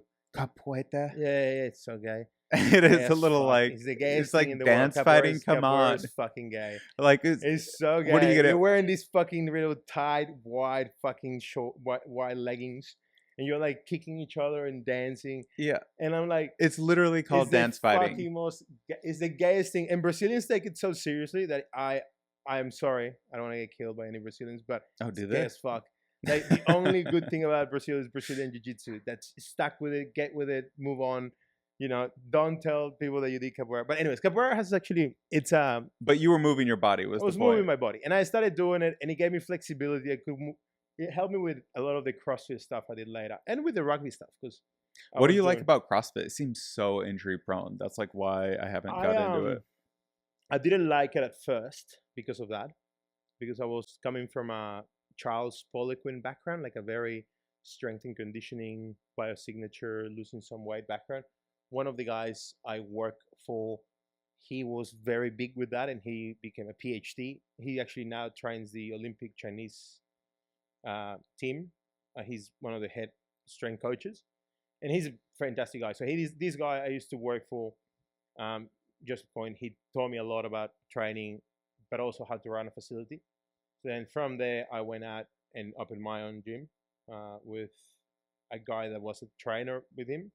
We both, he wanted to open a CrossFit gym. I wanted to open a gym. And I said, hey, why don't we open one together? You've got the strength and conditioning background. I've got the sports background. I've got some money that I invested when I was at university. Why don't we just, so we did that, and yeah, love fitness. So I've always been around it, and I did that for a couple of Now, years. was this a gym that you like still own and operate with him, or Yeah. So it's called Body Dynamics Training on the Gold Coast, and we like run it for. I run it for like, that's really cool. yeah, I ran it for like a couple of years, and then I sold it to him. But like that's another thing. That's experience I had just to build that, and the gym is still going. There you go. It's still going to this day, and they're going really well. But for me, it was like at a time, I thought that I didn't know enough to actually continue to do something. Has always been my thing. It's like I don't know enough, so I have to put myself in another position to know more. I have to change the environment to know more. I have to do learn before you do. To learn before I do, and then to look. My ex hated it. Like some people in my life, they go like, "You never fucking stick." I stick to things for about 3 to 4 years. And then and then after that, I'm like, okay, 3 to 4 years. That's kind of a long time to stick to things. Most people are 3 to 4 days. Yeah, no, it's like CrossFit was 2014, and I stopped competing in 2019. And my goal was to go to the games. We didn't, but we went to regionals. How do you practice fitness now? Right now, it's just like I do burpees and push-ups, like calisthenics. Just calisthenics. Like I go Honestly, to a gym. I think that's the best. Yeah, I just go to a gym once a week to do squats. First of all, you don't need anything more than calisthenics, and it takes out all the excuses. Yeah, and there's not even a piece of equipment. You want to know why? Because your body's heavy enough. Exactly. You can just do like 50 burpees a day would be enough. That's a good amount of burpees. Yeah, it's a good amount. And I'm saying like 50 burpees a day. Some days I go 5 sets of 10. Some days I go 10 sets of 5, and I just try. Or some days I go 50 at once. But I just try to get it out of the way. I hate burpees. I never do them. That's the main reason why I do them. Like, because I go really because you hate them. That's a good reason to do them. Yeah, because I go like and that was the entire reason why so I sold the gym after a few years, a couple of years, because I was like, I don't know enough about business, and I find myself making a lot of business mistakes. So I'm gonna work in real estate to learn a business and how a business operates. And then I might go back to the gym later in life. That was always like a plan, right? So then I went into real estate. Real estate was great. That became my career. I've done 8 years of it. Know it really well. Sales, leasing, property management, development, whole thing. Like I can understand it. I know it. But that's not what I hate it. It sucks. It's the same shit over and over again. So what are all your kind of like comedy, entertainment? Like what are the things that you want to be spending your time on? It's just like I want to write. I want to just write the fuck out. I just want to start writing. I want to get whatever I have to say in writing, mainly in writing comedic pieces about culture pieces, like culture differences, culture separate. Like between South and North America, or between like general. Like I think that I find world politics quite interesting, because obviously when I went to university in Peru it was for political science. I have friends that are sociologists in Peru, friends that are like anthropologists and so forth, and I find that everyone is the same. I find that all these left-leaning people are the same everywhere you go. Yeah, that's what we're talking about. And Everyone's exactly. connected. So Yeah. like this is my point. It's like it's so fucking the same. So we all have the same level of complaints, which I find that hilarious to be. So then like it's quite funny that someone that it comes from a very weird, like very dangerous place as Peru, and I perceive it as that, they perceive it as that, they still can be progressive as fucking. The level of progress. Can Well, be, that's because the difference between us makes all the difference. Like what is unique about us makes all the difference. yeah. So you compare the outcomes and the types of people that you can get in the world, you know, like Joe Rogan or The Rock. And it's like, holy shit, people can really fucking do some things in this world. And it's hard to capture what that variability is between people. We were talking about high achievers. One of the most common things that I find across really high achievers is a commitment to fitness, which you don't see in the business world as much, but they also aren't like the craziest high achievers. Like they're doing their job, they're doing their role, they stay in the same company for decades. Yes. And so like they're not actually pushing the boundary, but so many of the people that are pushing the boundary have a physical element to it. Absolutely, 100%. Everyone that is a high performing, like I'll tell you, I can name a lot of real estate guys in Brisbane right now, where I was from, that were high achievers, okay, and fuck, they were machines. Like they just operate like there is no tomorrow to be. Like they just basically will go every morning to the gym at 5 a.m. They'll at 6 a.m. they'll get to the office straight from the gym. They'll do their emails. They'll have like a schedule, and then at this time they'll have this and that, and they'll have this block of times.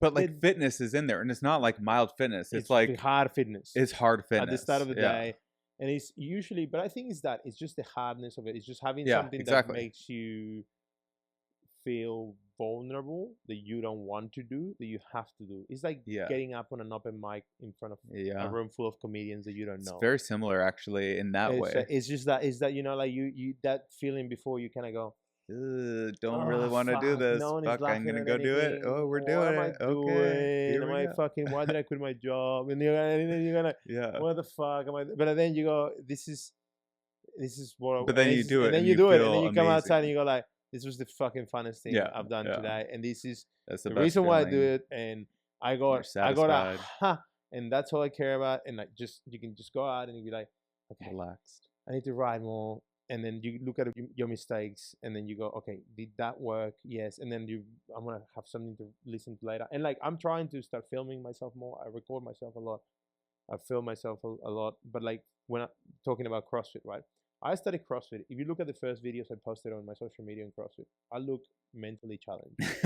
Like I cannot move properly. Yeah, I didn't say retarded. Hey, sorry, but like it's the DHS is coming.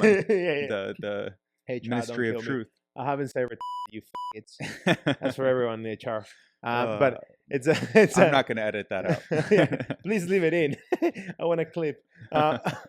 And just when you look at that, like I looked at my videos earlier in CrossFit, and I looked dumb. Like I could not do any of the things. Like my lifts were terrible. And then I put so many hours just by being in it. Like I just immersed myself in it. I had the gym. I coach people at the same time. We were selling stuff and all this. Yeah. So I just went immerse yourself into just get into it. Just get into the rhythm of things, and you will find out soon enough whether or not you can or cannot compete at it. You can or cannot be part of it. And I found out that I could. Within very short period of time, I was like, oh, this is actually you kind of start going ABC. And that's it. And then you go, okay, can I do more of that? Yes. And then you start realizing that you can move ahead. And then I invited Matt Fraser to Australia, and we organized a seminar. It was a business seminar. You opened the gym with him, or no? Oh. Like I basically sent an email to his manager and said, hey, I want to organize a seminar with Matt Fraser after the CrossFit Games, which I know he's going to win. Comes to Australia. He hasn't won it yet, which I know he's going to win. Comes to Australia and does a seminar. And he goes, okay. Sounds good. We'll love to do that. I'm like, great. He wins the games, then I bring him to Australia in August. So it was like that. So it was good. Worked out because I understood the sport.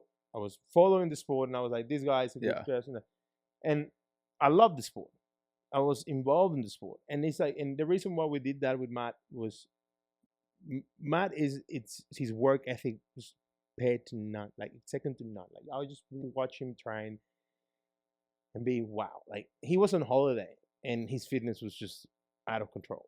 But then after having that experience with him, when I was able to then try and follow a program and then go and compete at somewhat a high level, right? And people went, "Wow, what happened?" I'm like, no, nothing happened. I just happened to, instead of going, I couldn't travel to America because uh, back in the day it was hard for me to get to go where I wanted to get to without having to have my, like to agree to travel to America. So instead of actually traveling to America, I decided to bring what is one of the best athletes from America to Australia. That's pretty cool that you even like cold emailed them, organized all that. Like, Yeah. what was the event for? It was called it's Beyond Training Camp, and it was one in Brisbane on CrossFit Torian, and the other one was in Sydney. So we ran two, and it was great because like that shit actually went well. And Well, it's awesome when somebody takes the time to organize something, because like that's actually a good amount of work. Is like to be the work, guy yeah, who's like yeah. creates the plan, gets people on, gets all sponsored up or figured out, whatever. Is the 2 seconds, the 2 second rule. It's the rule of like every time you have an idea, you have to take an action within a 2 second. I think it's a 2 or 4 second window of thinking of the idea. I've never heard of that, but I do agree. It's just like you gotta. So for example, like right Otherwise, now, that hesitation is not good. it kills. It kills something. Yeah. It kills creativity. It kills. Yeah. It's like you're trying to start a flame. So as soon as you have a Right. spark, you have to blow it. You have to. Yeah. And then it just goes. Yeah. And then you have to manage it. So the Right. thing with comedy and artists and people like that are working in a variable, the opinion of the world environment, which is where we are, because this is the opinion of the world. Yeah. They're It's a very judging us. very democratic They're system. judging us. Oh my god. So much Yeah, judgment. don't judge me. Yeah. Judge me if you want. I don't care. I judge myself enough. But it's like you do that. You put that outside, and it's controlling the flame. Because that flame, it's all it is. Because that flame could burn you. Because you could have so much self-conscious thoughts to a point that you hide. Right. You become egotistical. You become internal. You start thinking that everyone only thinks of you, and you're da da da da da. And then like, that's not the world. Right. We're living in fucking fantasy land. Yeah. But you have to be very mindful of that. So that's what I'm thinking. The ideas, you gotta turn them into flames, and then manage them. And that moment of hesitation is just dumps water on the flame or whatever. And that Kills moment the of spark. hesitation could be internal, could be external, and that's the thing when you manage who you're around. So the most dialed in that I've ever felt was maybe around the end of 2018, 2019. Mm-hmm. And a lot of what I was practicing back in those days, this is just, I'm remembering it, was not hesitating. This was like a weird practice Weird thing, I had. right? Yeah. So what made you do that? I don't remember. I think I heard it on a thing about a TED Talk or something, that in that moment of hesitation, yeah, please. In that moment of hesitation, there is like it kills the spark. Mm-hmm. And I can't remember about the TED Talk, but anyway, the point of all that was like when I was really dialed in, I just found that I had this momentum to everything. Yeah. And that momentum kind of like ended up being really helpful, because like if I slipped up, well, like, I have all this accrual or whatever that kind of pushes you forward. But anyway, what was the point of it? In that moment's hesitation, Mm-hmm. it's terrible to hesitate. And so one way that you can practice not hesitating, and this is what the point I was trying to make, you go to the gym, your timer goes off, you're supposed to go do a set. Do you immediately go and do that set, or do you hit the snooze button in the morning when you get out of bed? Is the exact same thing. That's why I'm trying to do It's burpees only, because as soon as I get up, I'm hitting the ground. Yeah, right. So as soon as my That's pretty feet good. hit the fucking, and that's I do something similar once in a while with push-ups. And that's why I haven't put on weight. Like I've been smoking weed. I've been doing mushrooms. I've been in Peru drinking a fair, like not drinking a lot, but just drinking. Like especially now we in comedy, right? Like I avoided sure. like nightclubs basically throughout my 20s because I own a gym. and Yeah. I was focused on competing in CrossFit up until I was 29. So I didn't drink that much. I was constantly training a lot. I was eating right, trying to be shredded, whatever. So I had a very regimented lifestyle. And then now that I'm not I'm doing this. I want to do comedy. I want to make comedy my career, writing content, But that's the same thing when creating. you're on a stage. That moment hesitation will kill the joke. You have an idea and you don't say it, or you get distracted or something. Yeah, And they'll kill the joke. but yeah, right. But now what I'm doing is just drinking all the time, being in nightclubs, just hanging out with comedians, which is what we do. Which is Yeah. that's the time we hang out with people is at night Yeah. when they finish work, when they're Yeah. tired. Yeah. So then you have to. It's and this is what I was trying to say Still the have other day. energy. Do you think people when they're tired they're easier to make laugh or harder to make laugh? Harder. Harder to make laugh. Yeah. Right? So you need the audience to be energized. Yeah. And So you yeah, have to bring that energy. If in they're the not bringing it, yeah. If you they're have to, not bringing it, if the room is yeah, not bringing it, then you have to bring the energy. then you have to bring it. And I don't think everyone has to be that way, like Mark Maron or Dave Chappelle or whatever. You know, they'll Yeah. just grab a stool and hang out, but maybe they earn that privilege, you know? Yeah. And then also like Jesus. Yeah, they're also like they earn their privilege, and I think that's no, but you're right. Probably for like I don't know what style of comedy. What style of comedy would you say you want to do? Style of comedy. I think I really like satire. I think Yeah. that's a lot of my comedy is Mhm. just like, I almost want to say it where like, I don't know. There's it's fun to have a question, I guess. Yeah. But Yeah. No, it's fun to have a question. It's fun to have an idea. I don't even know. Like for me, it's like I find little things about English funny, and I think that's silly about it. That's the only thing I find interesting is like silliness about that. But cliches are also hilarious, but they are not always true. So you know, they're always all the cliches about me are like. I try to say that I'm one of the smarter ones, and stupid shit like that. It's just do you, when you hear your name called, what do you feel? Excitement or hesitation? excitement most Excitement. of the time. Really? Yeah, but like when I Yeah, get because by the time your name gets called, it's time to go. yeah, I feel hesitation all the way up until that point. Yeah. And like that hesitation could actually drive me to not get up if I'm Really? like it hasn't yet, but it could. Want to drive all anxiety away?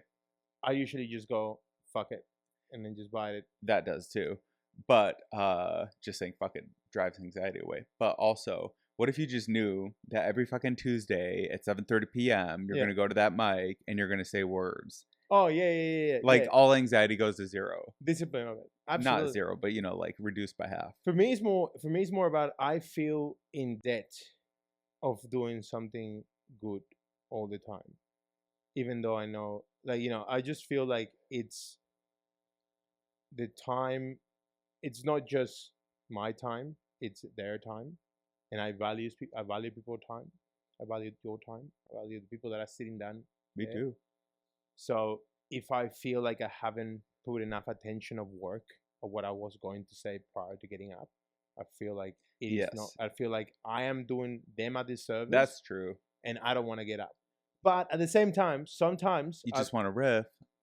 sometimes I just been up with nothing, and then I go bang. And like the other day, it happened to me, and Ray said, "Get up, get up, get the fuck up." And I'm like, "Okay." So I just went up, and I came up with the new joke, the stuff about the Peruvian president. Racism is funny only if the whole country does it, and how Peru called Chinaman a president that was actually born in Japan, and we call him the Chinaman. And how like he, after so many years as the president, started calling himself the Chinaman. He's not Yeah. Chinese. He's fucking Japanese. That's funny. Like we made a Japanese guy call himself Chinese. Yeah, that's At what the end people of the can day, do. Yeah. At the That's end of the what night, people. he disappeared his enemies, Yeah. and he fucking sold cocaine in the presidential plane. Pretty Chinese, if you ask me. Pretty Chinese. So I don't know how much coke they do, but no. Like China sells a lot of cocaine. That's do they really? Yeah, the fentanyl and the coke. That's What? what they do. I thought that was Mexico. No. It's China sells the fentanyl, and China mixes the coke. Like I thought they were just enslaving Uyghurs. They're doing a lot of fucking bad things. China, please don't kill me. I'm joking. I'm joking. Mao's like, I was listening. This is a joke, by the way. We're Oh my god, I would love This if is Mao a, was listening. That would just make. Mao. His What name does that is say about me Xi. that would like really affect me in a positive way? The Oh wait, did I say Mao? I meant Xi Jinping. Xi He's the Jinping. same guy. He's the same guy to me. They're both.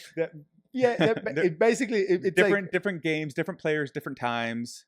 You know, but all the same strategy. the same strategy. Yeah, Of it's kind of government? like Kanye West and Adolf Hitler.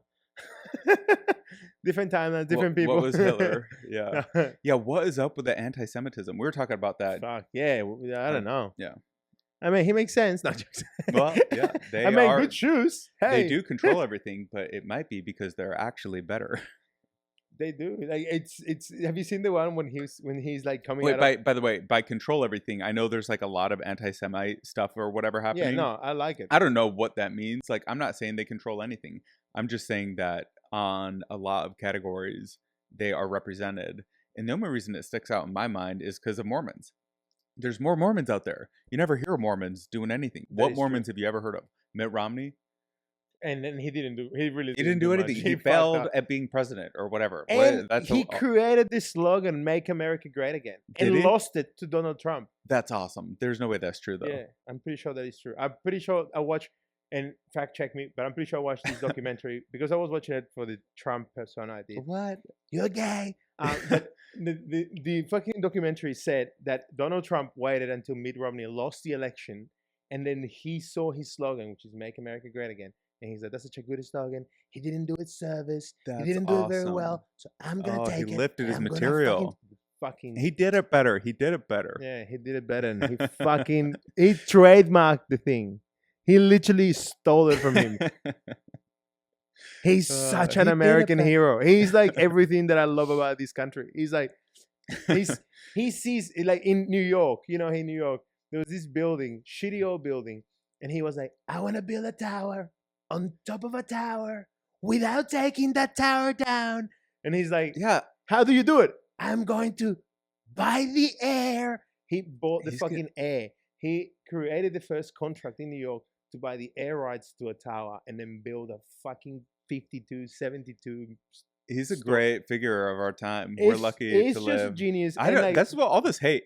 Why are you hating on somebody I mean- you should be appreciating if only for the I entertainment? mean, he's a bit of a polarizing character when it comes to politics. Like, Grab he's him by a, the- gr- yeah, he's an absolute genius when it comes to business, in my opinion, or at least like appearing to be a genius in business, because he appears to be, like, by looking at this documentary and reading this stuff about him, and then having worked in the industry, I go, oh, this guy is actually a creative. Like, because you have to be creative to say, hey, I want to put a building on top of a building that I don't own, and I'm gonna buy the rights of the air. And then being the first one that did it in New York, the first one that did it. So then after him, people started doing it. So this really? guy, Buying air rights. yeah. So this guy basically there you go. came out with the idea of the air rights system, and like that's what made New York what it is right now. So Well, you just have to appreciate anyone who can get a task from 0 to 1, and then 1 to 2, and 2 to 3. Like, that's I'm the a impossible doer. thing. I do. Yeah. I do. And he Others did don't. with like all these things. Like, people would get mad at him for like the Paris, even if it was a mistake, he was taking an action. Like, And look, the guy is not the guy is as a president, it was shit because he didn't handle COVID well. He didn't know how to, but then well, he wasn't the best that we had. To well, offer, and like unfortunately. what I'm trying to say is that no one No offense to him. one human being can be good at fucking managing that Exactly. many people. Well, at everything, no one. they can't be good at everything. He's a deals guy. He's like a let's fucking Yeah. get this thing going He's and like- done. And He's like, yeah, hell, you sign it, bang, Yeah, bang. And then yeah.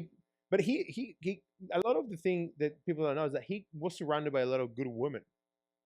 This is something that, like, Trump was surrounded by a very strong office manager, like a strong office manager, like a really super strong lady that was just fucking stern. And she was an engineer. She was an engineer. So she was in all the projects. that they were signing off.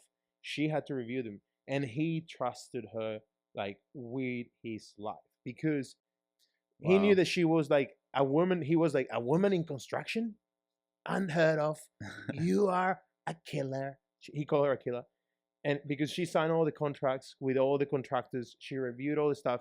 She was an engineer, and he's like, if you're a woman in engineering, you've got to have balls. And this is kind of like the thing that I'm saying That's with true. like with women in far field jobs and all this equality stuff and all this 50-50 push. It's like, no, Yeah. you fucking want every industry to have a pecking order, right? And every industry to have like a level into which like, you know, You the, can the people rise that are the through. most interested at it would succeed. The people that work the Right. most at it would succeed. It's not, I've been there for 10 years. I've been there for, in real estate, when I joined real estate, people told you that. People were like, just, you know, you're not going to be doing anything great for the next 8 years. Wait until year 8, and then your mates are going to start doing great things, and then you're going to become the, and it's like, just wait it, and then you'll be mildly successful. Yeah. So just wait it out. And I was like, what a boring existence. Yes. Just to sit down and wait it out, to then have certainty. But then you go, No, you got to guarantee it. You got to make it happen. you gotta Right. make it happen. Like, but if you're making it happen, if you're the person putting in the work, or at least saying, I am willing to take the punt. I'm willing to lose it all. I'm willing to leave it out of the backpack if I have to, because I think that there is something here that I want to pay my attention to. Well, fuck it, go for it. And Yeah, I that's agree. probably when my chapter in comedy really started. Is that like I wanted to always in 2020, not 2000, yeah, 2020, during the pandemic, there was one open mic in Queensland that I went to. I did like, it was like 5 minutes set, just got up, first time ever. Got down, the guy was like, say first time ever? He's like, yeah, great. I was like, fuck. And with that, and I was like, I just was riffing about, you know, going to therapy, my wife, and divorce and shit. Just riff for a bit. But it was like funny because it was in Australia with my accent. Sounds funny. People find it hilarious. And when I say the word cunt, people find the word quite funny too. Yeah. Especially me. But then one of the lady was like, oh, you said the word cunt too many times. And there was like this really weird vibe. And then I was like, you know what? I've got a career. I work in real estate. My name is on all these signs. My phone number is on all this. I just don't want to, you know, like, it just look weird that I'm going to be getting up on a stage and talk about my dick and my divorce. So I decided not to, you know, to just step aside and not do it, kind of thing. So is Jose Rojas. Yeah. Do you roll the R? Jose Rojas, ROJS. Yeah, and that's a real estate. Is that a stage name or? That's my stage name. That's the name I'll go for now in comedy, and it's the name Okay, I'll go gotcha. to in also in real estate, because so my name is Jose Ausejo. AU.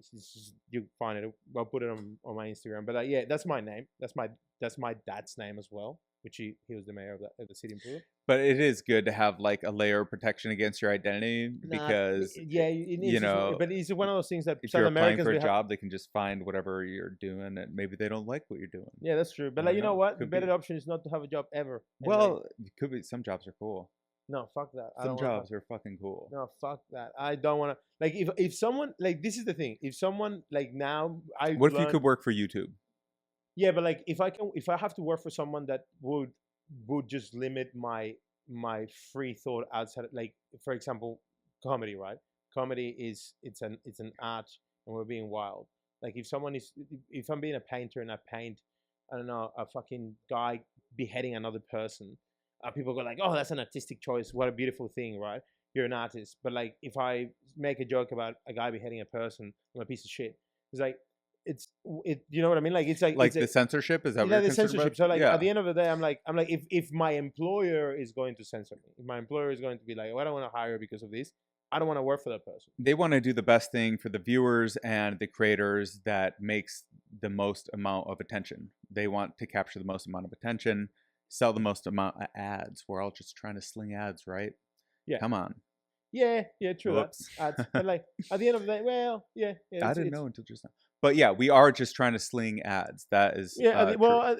I think build an audience more than, and like, that's when you can advertise. But at the end of the day, it's more like speaking to a captive audience rather than building a trust and building a group of people that you can talk to. But like there's this pool of attention. How would you describe that? Is it a marketplace of attention? Is it what is it? Well, you A like. I total think that. So this available is what I quantity. think. Right. I think the world is this big sphere. The ocean. The ocean is full of ships. Ships are people. We're beacons of light. Got We it. show people. We show people where land is or where our opinion is. So we're basically there going like, this is me. See me. This is what I create. This is what I'm creating. This is, hey, look, I want to create. This is my podcast. This is Jose. This is my comedy. This is my podcast because I'm doing a podcast as well, and trying to do a show in Peru Oh with yeah. friends. Yeah, so I have Oh, my friend that has a coffee shop in Peru, which is called Artidoro, which is in Miraflores, which is in a part of Peru. It's quite popular, where a lot of tourists go and a lot of English-speaking people go to. I've been I've been liaising with. They were trying to really get at least one show a month of like English speaking comedy going there, and like trying to build up like a momentum on that. Because what happens is you go to Europe, there is things like that in world cities, you know, like Copenhagen and Helsinki and things like that, where people speak English, and like that there's people like so would me. the podcast be at the coffee shop? No, the podcast will be at my place. Oh, I see. I'll go to studio there, and then we're gonna run a show at that coffee shop, like a English mic kind of thing, with English schools as well. So people that want to learn English in Peru, have a level of understanding of English, that want to watch something different, can attend to this. So then you have audiences that actually I are thought trying that to. could be a pretty fun content format. Would be like dinner conversations. Yeah. So like you have a chef come in and cook for you at like a home party, or Mm-hmm. you go out to a restaurant and you find some way to like film it. Mm-hmm. You know, like and get everybody mic'd up and like good cameras and good lighting, and it's all like Kind of like decked what out. what's it called? I'm Will sure Smith. somebody's done it, Will but Smith was doing it, I think. yeah, I'm sure it's been done. Yeah. But yeah, like as a series, and then you kind of like have like the ordering process, and you have the food, and all of that as a part of the conversation. Actually, yeah. Be Well, pretty like cool. I think that you cooking shows. I think cooking, the scene of cooking, is a very good scene. Like Yeah, the format of cooking, you know, yeah, because when you have a dinner party, when you have, and it's like it has to be this intimate dinner party, right?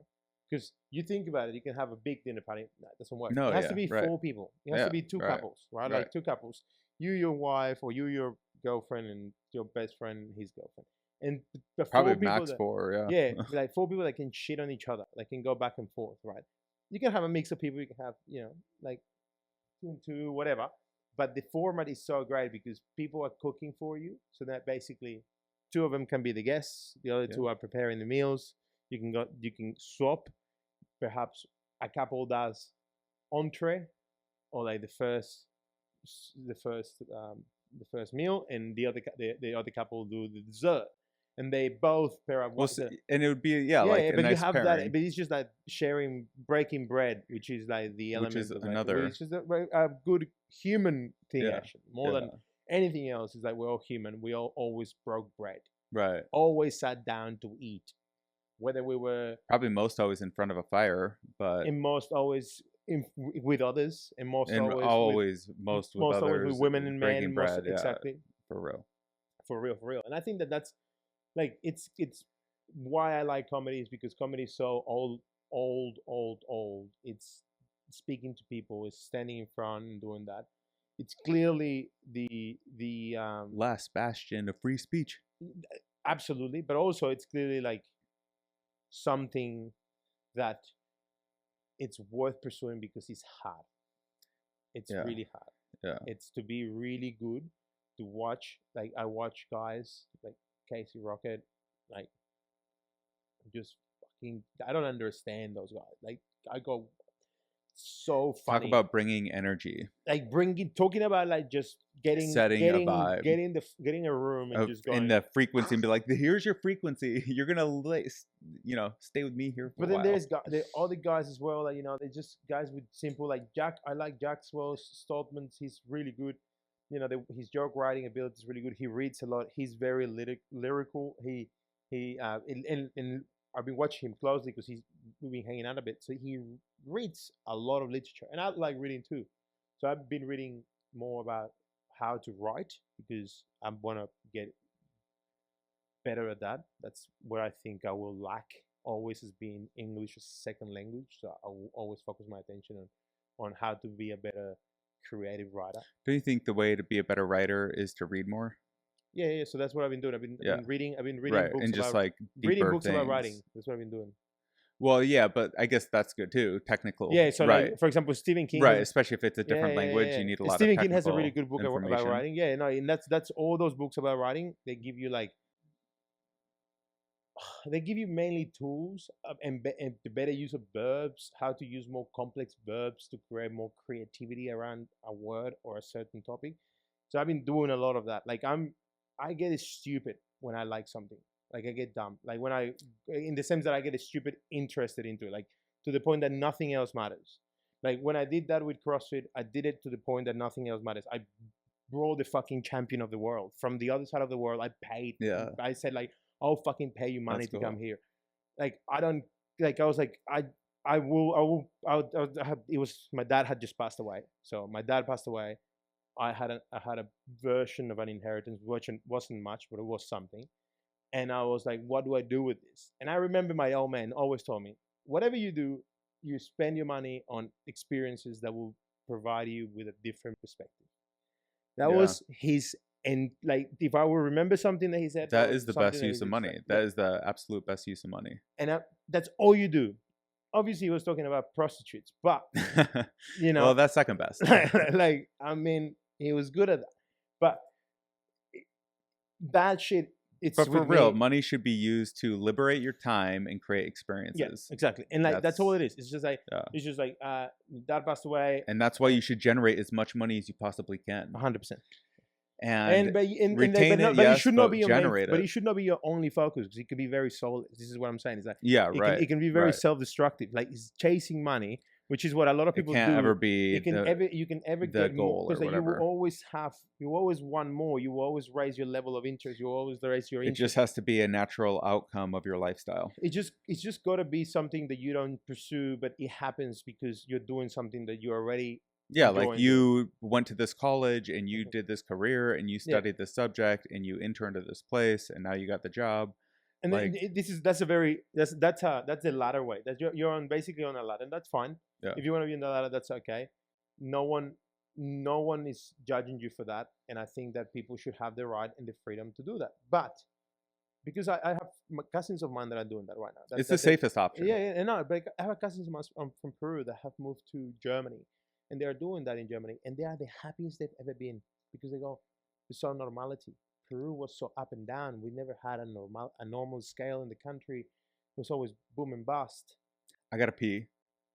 Go. Speaking of boom and bust, what were the 3 most interesting things that we've talked about in the last hour? Man, I think we discussed a lot about the reasons to do comedy, which is very important. I think like my reasons to do comedy and your reasons to do comedy, which is very good. I think the fact that we all won. Like circle back to like, because like one of the things that I can find here and talking to a lot of young comedians and people that have been doing it for about a year and hanging out with people in the scene in Austin and seeing how Austin is so creative and it's a creative city. It's a city with people that have come from every other place. And I know that there is beef and there is all this drama and there's some people fucking causing fights at open mics and shit like that I saw the other day, which is ridiculous.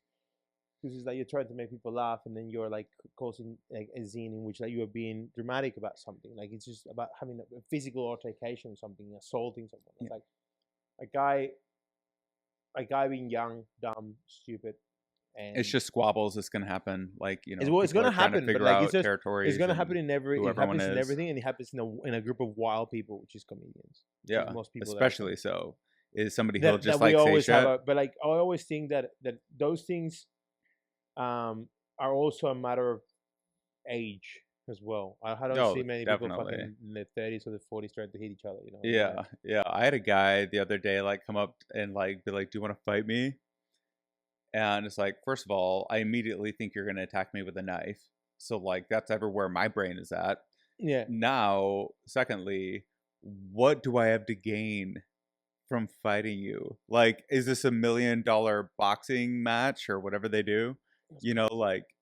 That's anyway, insane. But yeah, but this is the thing. It's like, I find it so wild going through 36, going through the creek and the cave, looking at walking guys and I haven't I was fun. Like I haven't like as I was saying to you, like my decision to do comedy was like a basically like a half-faced decision. You know, like I'll put my name on a kill. Tony said, if I come up, I'll do this. If I don't, I won't. I left it to destiny. I was like, destiny, I'll sign up, and if my name gets showed, my game is called. That means that I have to do that every time you sign up for Kill Tony. Exactly. Yeah. But at the same time, not really, because who gives a fuck? Because like, well, you're never gonna get called. Like you're gonna get you don't know if you're gonna get called. I didn't know I was gonna get called, and I got called, and then I just obviously bombed miserably. Your chances are like 1 in 100. Yeah. Yeah. So you could get called. Yeah, but like you'd have to go 100 times. I don't know. Anyway, I have no idea. I've never seen it that way actually. Like that actually now that I see it that way, I actually get like, oh my god. But like for me, it was like I sign up, I'll see what happens. Sign up, got up. It was terrible, miserably bomb. He roasted me badly. Then I made a mistake. I tried to really. I tried to be funny. That's still be so funny. Even it was it was actually it was what I'm saying badly. It's like it was bad. It was so funny for me. I was laughing the whole time. I was just like with a smile from ear to ear. I was just like the whole fucking experience for me was like wow. But when I watch it back, I go like fuck. Why did I say that? Fuck. Like I just go back and go like and I remember I had a handful of mushrooms, I had a lot of weed, I had a lot of fucking alcohol, and I was like, I'm gonna do this. I'm gonna leave it to my vice to make a decision for me. And then I went, no, I already had made a decision before that. I did it. I went up, like I went to the creek, I sat down and watched the show. I signed up. I did the banana phone for the first time, and then I met Jack and those guys for the first time, and those guys told me the stories about doing comedy and how long have they been doing it. And then I met you, and I met Audrey, and I met all these people, and I was like, holy fuck, is that an incredible array of people that are just so creative. They've been doing it for 4 or 5 years. Some of them been doing it for a year. Some of them been doing it for 10 months. Some of them been doing it for like fucking 8 years. Yeah, man, we got to get organized, and we got to get better because there's a lot of opportunity and a lot of talent, but it isn't very well organized. It's far less. I'm not like an organization genius, but there's I think low-hanging fruit. I think there's good stuff out there. I think that definitely there's opportunity. How about just like fixed signups or whatever? Yeah. Or even like a version of like you can have all the. I was thinking about like a tech where you can have all the comedians sign up to, and it's like a Tinder for comedians, and you can get signed up to book the shows and just Tinder. Yeah, like every comedian's on Tinder. It's just every comedian. Actually, it is quite a funny thing. Well, my Tinder is so wankerish. Mine is like all like, yeah, come fuck me. But I never get anything. I get zero pussy. I think it's so bad. What do you think of this premise? Dating apps are a pre-selection for like basically, I don't want to say losers, but everyone where it didn't work out. Let's just say that. It is definitely it is definitely full of a lot of didn't work out. Right. Like it's a lot of chicks in the 30s. It's a lot of chicks in the 30s going to long-term relationship up into short. And you're like, bitch, I know what you meant. I'm gonna fuck you. And I hope that you fuck me and get me pregnant and then we're married. And I was like, yep. And then, wait, is that how it works? Oh, that's scary. But the 30s, that's exactly what they're asking for. Isn't that what it's a pre-selection for? Unless you're like, under 25. I guess. I don't like maybe under 30. I don't know if like I can't go. Yeah, that's what it is. Over 35, it's definitely that. Fuck. Okay, dating apps over 35 because that's my category. And like I think that also they should go by weight. They should give you a weight. Oh yeah, a weight setting. That wouldn't be bad to be able to filter. I mean, don't get me wrong. After 12 o'clock, dude, after midnight, my will go up to 200 pounds and above. Yeah, those chicks love me after midnight. Fat chicks love me at night. Really? I love them at night. No, it's funny. This was a really fun discussion. It was, my friend. What else do we have to know about Jose? Well, nothing else. You hopefully see me more around Austin and Florida. One or the other. I'll be moving to the States. Definitely hitting into the comedy scene. I will periodically document my journey. At the same time, I'm starting. Where are you documenting it? I will start it on my Instagram first. That'll be mainly what I put everything on my posts and everything. Yep. And what I'm doing with that, it will be a podcast soon. A few releases on my Instagram. with basically discussing Peru and what's happening around my country. Just giving you a bit of a taste of Peru, but in English. That'd be Just really that, cool. yeah, just something that I'm familiar with that I can show and that I can do while I'm there at the moment because I'll be there for the next month. With some coffee, ceviche. Ceviche, yeah, some cocaine too. No, sorry, no, it's a joke. It's a joke. There's no cocaine in Peru. Well, there's heaps actually, but don't hit me up on that. Maybe not. But the funny thing is that Peru will go back, spend time with mom, get this podcast started, which I mainly will discuss politicians, which is what I enjoy doing, making fun of public servants making stupid decisions for people, and that you think happens a lot in the States. Well, let me tell you, it happens a lot in Peru. So there's a lot of funny stories, not just the Peruvian presidents and the ex-presidents and so forth, but stories that my dad used to tell me about his time in parliament. So I'm doing a big recap on all that, and to do that, I'm spending a lot of time in Austin to learn how to convey that better to the world. In obviously the best city, the capital, the comedy capital of the world, which is Austin. Yeah. Which that's what apparently people want to make it. So. I was gonna say if it's not, it's soon to be. But that sounds really interesting and like a really cool lens. New York apparently is the comedy capital of the world, isn't it? I don't think people would call anything. Or I think people would be really interested in those stories. Yeah. Of like corrupt politicians, but from like this country's unique. We have so many. Point of view we have so many of them, and like it's just that's probably what I'm trying to focus attention on, and it doesn't have a name yet. I've got a producer. I've got a guy in Peru, which is a friend of mine from school, using some of my contacts there and outsourcing it to a third world country makes it pretty cheap. But the reality is that those guys are going to use it and they're going to take that. We're going to take that and run a studio, with hopefully to really help people share ideas, share different ideas in a place that needs it. Well, maybe you'll tell us about it again in the future. That's it. Thank you very much. Okay. What's your social media? It's Jose R. Ausejo, Ausejo. Okay. Thanks, dude. Yeah, thanks, dude. Bye.